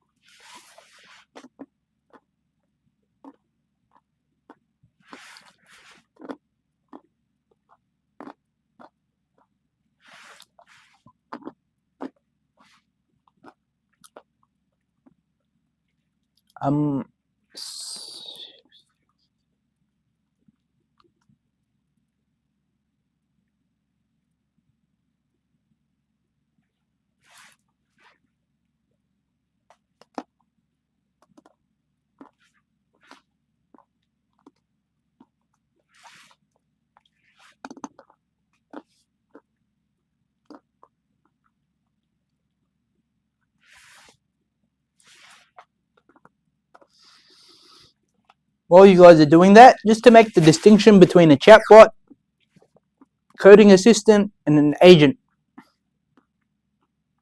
So chatbot, when ChatGPT came out on the 31st of November 2022,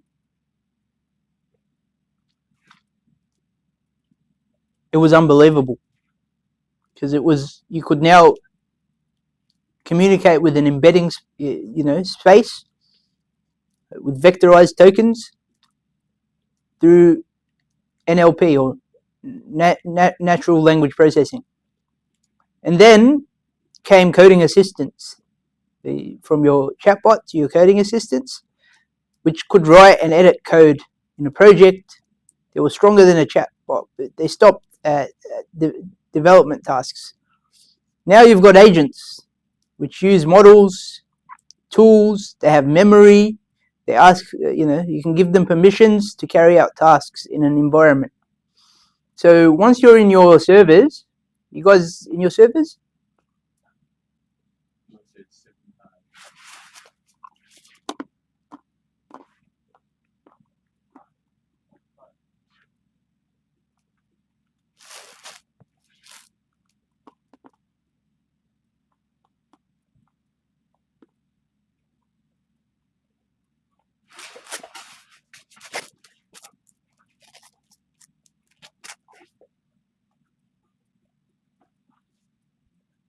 Is it not working? I've done step 1. Step 2. Activate your Claude. From the internet, mate. Then drop out. All who's got internet? Yeah, it's very slow.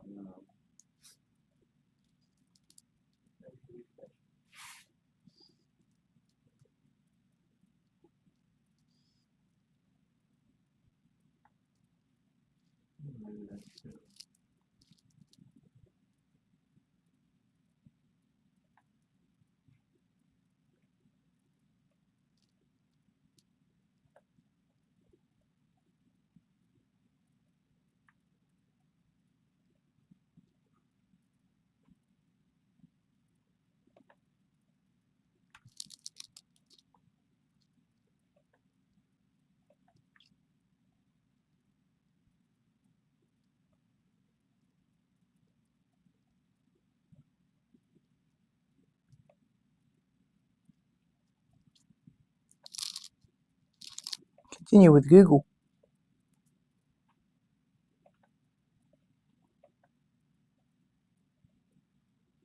And use your Melbourne AI Hub account, yeah. Same with you. Sign up with Google, yeah? You want to use my hotspot? I'll tell you the password. Oh, I can't. It's recording.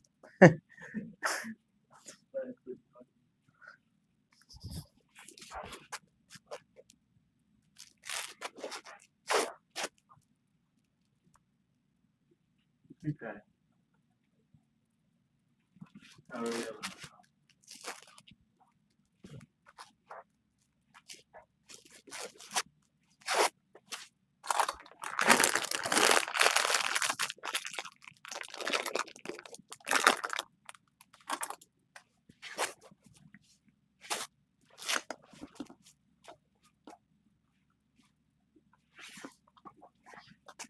So essentially, agents,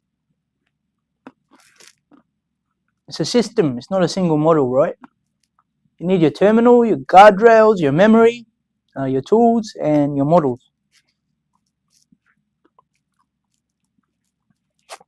I know there are a lot more than 2 agents, but I've only ever used 2, and that's Hermes or OpenClaw.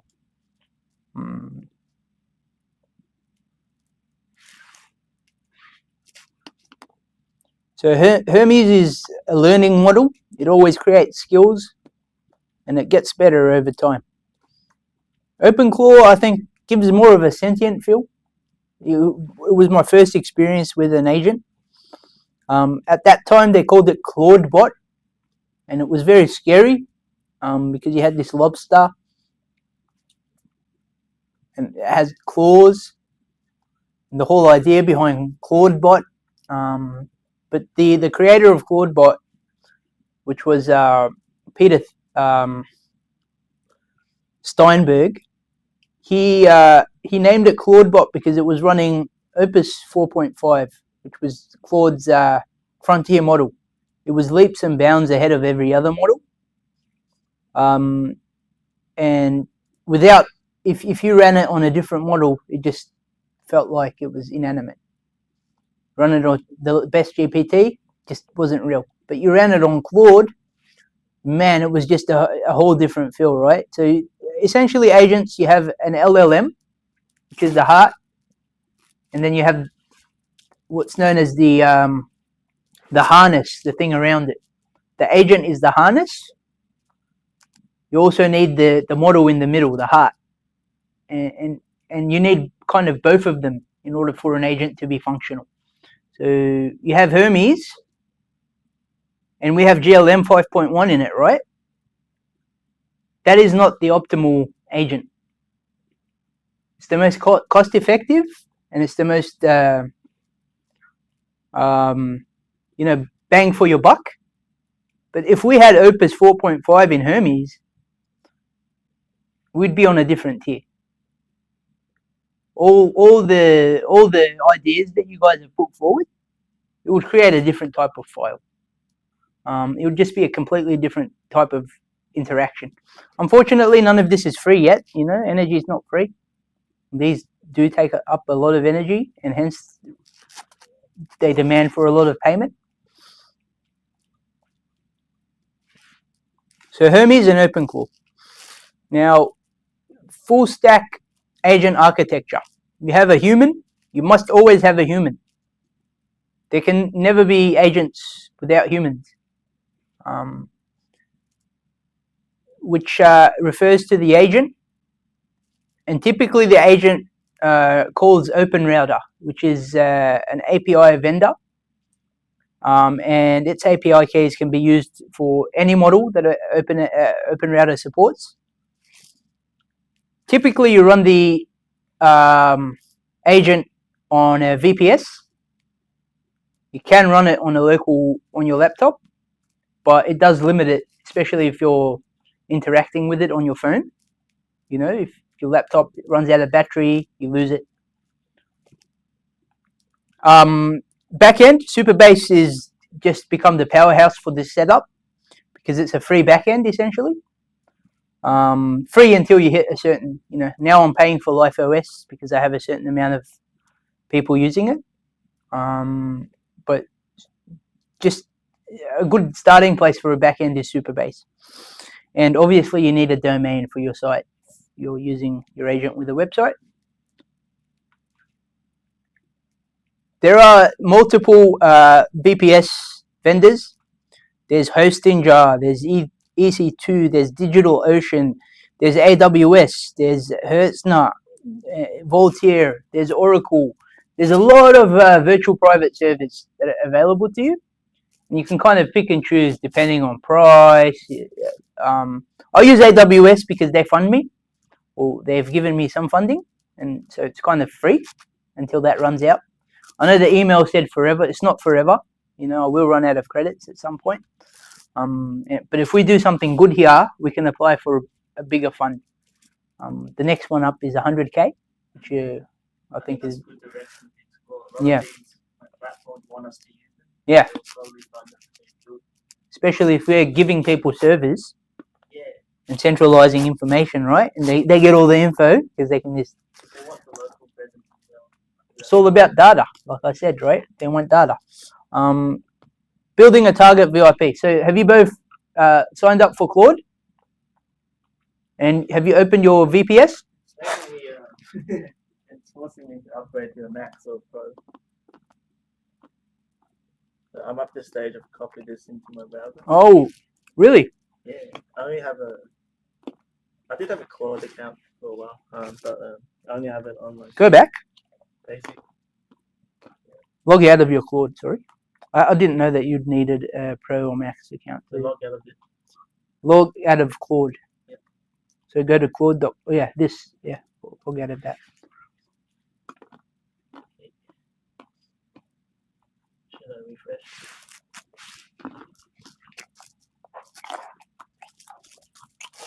I know what I'll do.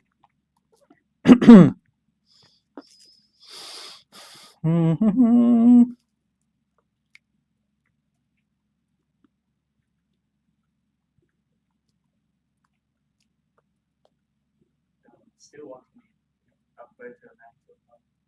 Yeah, just stay logged out.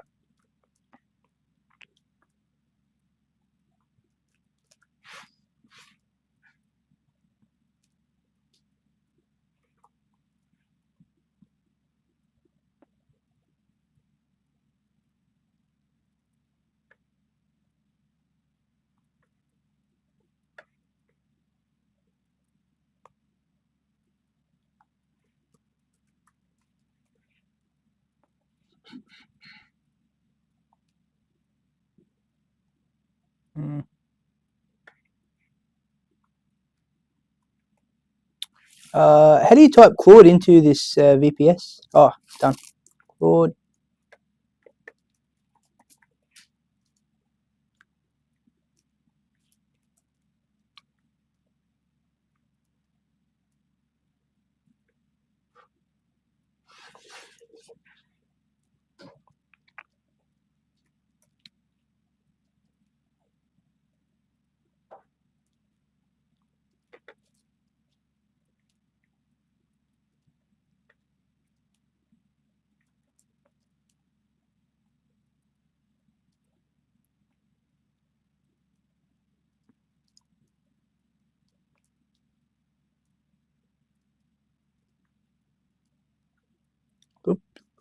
German to authorize.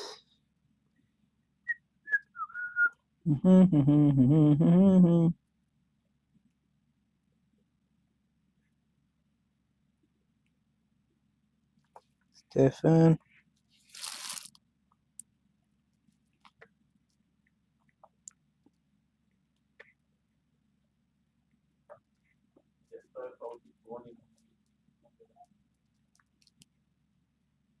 They're probably not running it at school. Hmm? Because it said like low voltage warning. The Raspberry Pi? Yeah. So it would be fast if you like run it directly. Like a USB plug into the It's sorry, I've lost the ability to multitask. Kind of silly of me.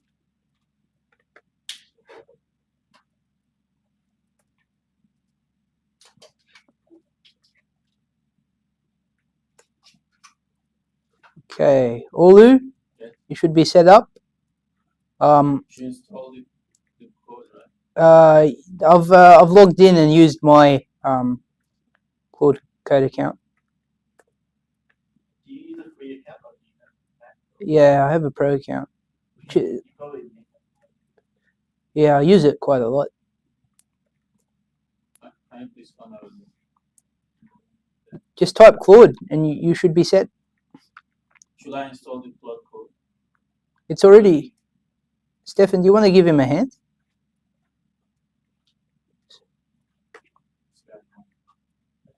And I use the free.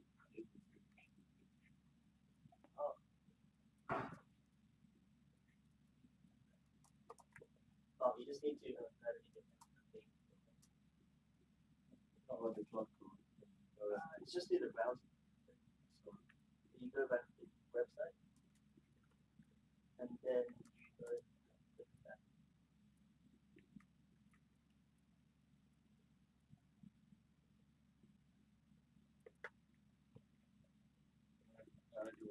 So you have this. Okay. Yeah, that means you're in step. I'll go back. Oh, he doesn't need to. Start. Yeah, he can just log in. I think I'm already there. Yeah, I think you were a step ahead of me, but you're ahead of me. Same with you, Stefan. You can just type Claude now, and you should be in. So you're both connected to my account. You can still use Cowork. So Cowork, you've got it for 1 week. We're going to try to do something with Cowork in the browser. Claude's fantastic. Now you can type to Claude.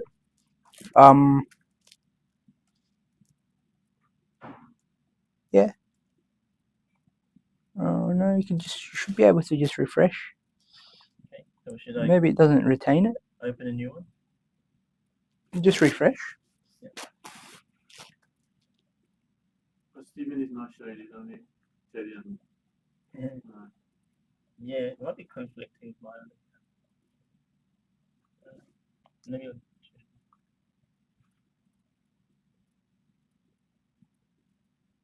Oh, well, what do you know? All right, we'll do something else. We use Olama. Install Hermes.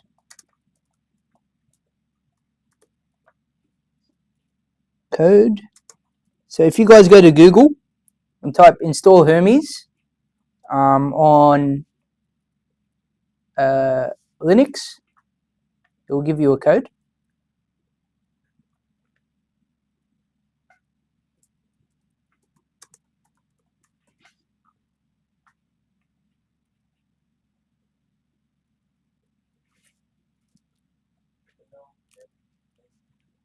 Yep.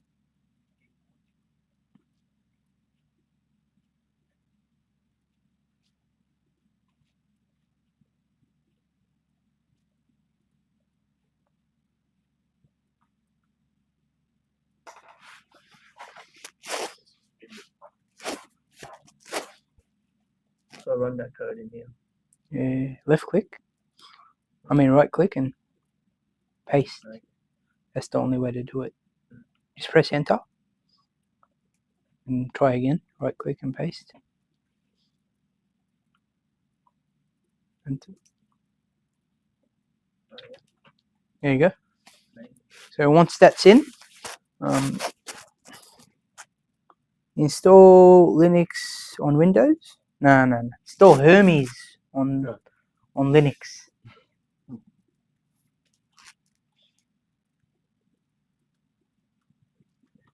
It even installed Python. Yeah. Well, I don't know. Checking for Python and then installing in just 1.6 seconds. If you open this up, just copy this code. Copy. Go back to the exit.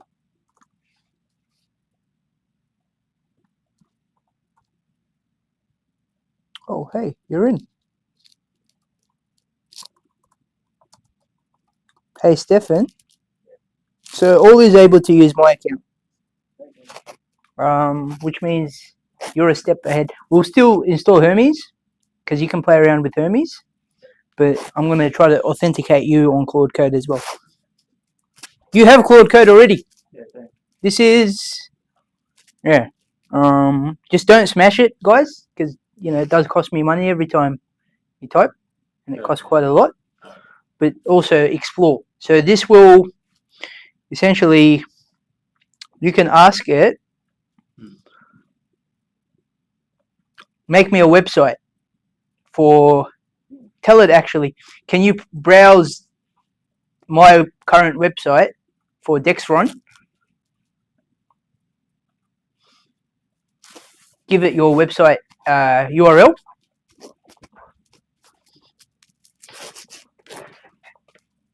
Yeah, I don't know why yours didn't work.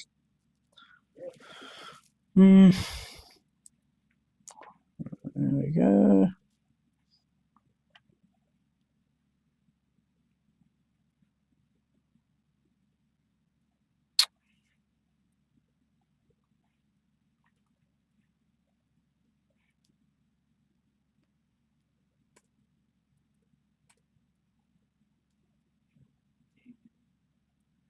Yeah, how awesome is this? I've never seen this kind of interface. You might need to close your session. Yeah.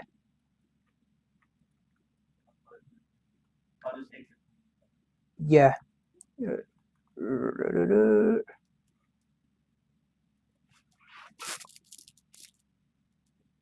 Authorize. Copy.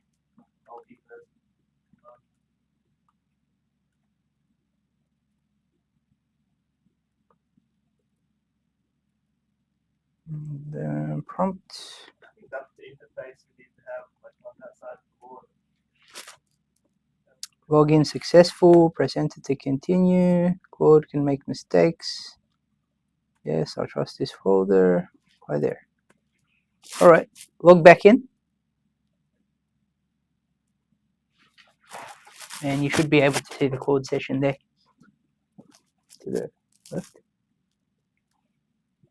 Oh, cool. Wow, that's a cool interface. Can you type it? Can you type in it? Yeah, okay.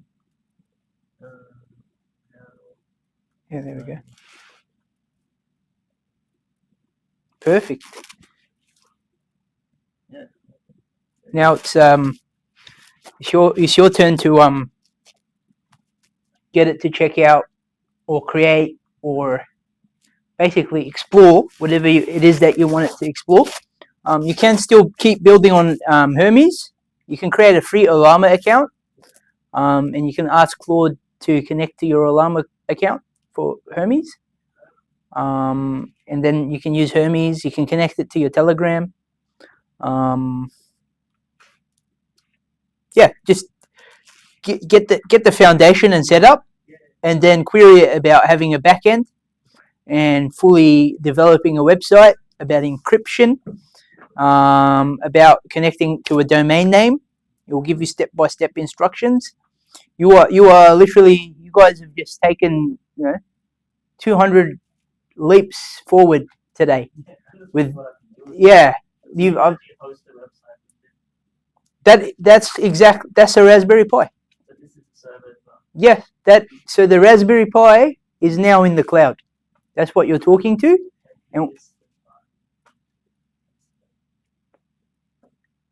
and what you've done is essentially we've put an intelligent agent, Claude code, into those servers. If that makes sense.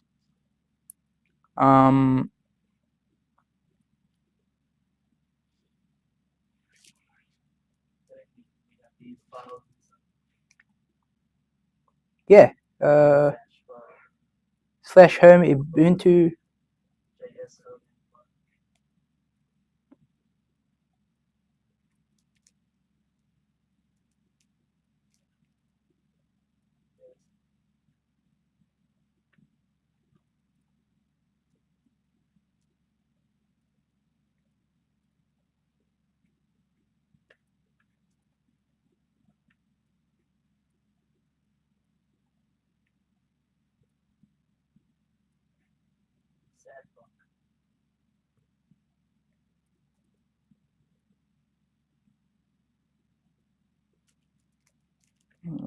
Check out what Olu's doing. Let's see. How's that projected? It is here. We can use it. I think it's good to have like this interface. You can put it on like on the wall or something. Because such a wide. It is a dark room, right? I'll pull this out. Get the room even darker.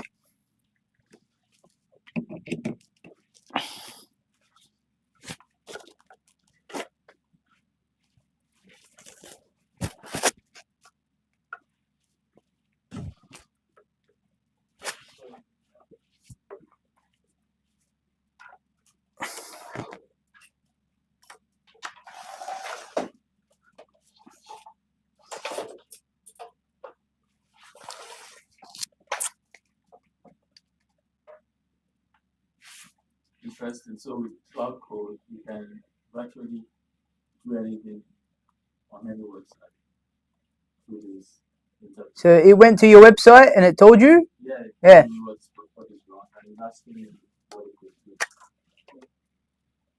do. Stefan, just one thing. I think this works by a remote control. I don't know if I have the remote control here. Yeah, so we're stuck here. We can't choose HDMI. But hey, this is not bad. It's better than the TV, especially in a dark room. I don't know why I brought the TV. Yeah, it's not bad at all. So you got that remote control at home? Yeah, I think I've left the remote control at home. Oh, I've also broken it. So.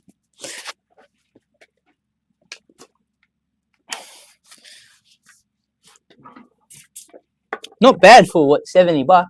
Yeah. But yeah, you are now, you've got good grounding for creating websites. You now have, almost infinite intelligence in your server through Claude. I'll show you guys something. Claude, the Claude app.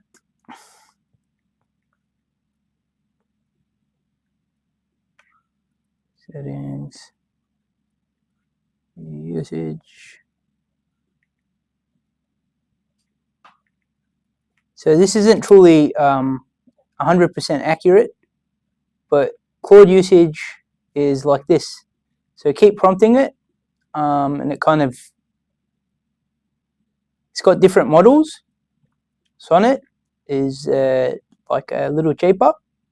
It resets every 5 hours. It's got limits for current sessions. It's got a weekly model use limit. So as you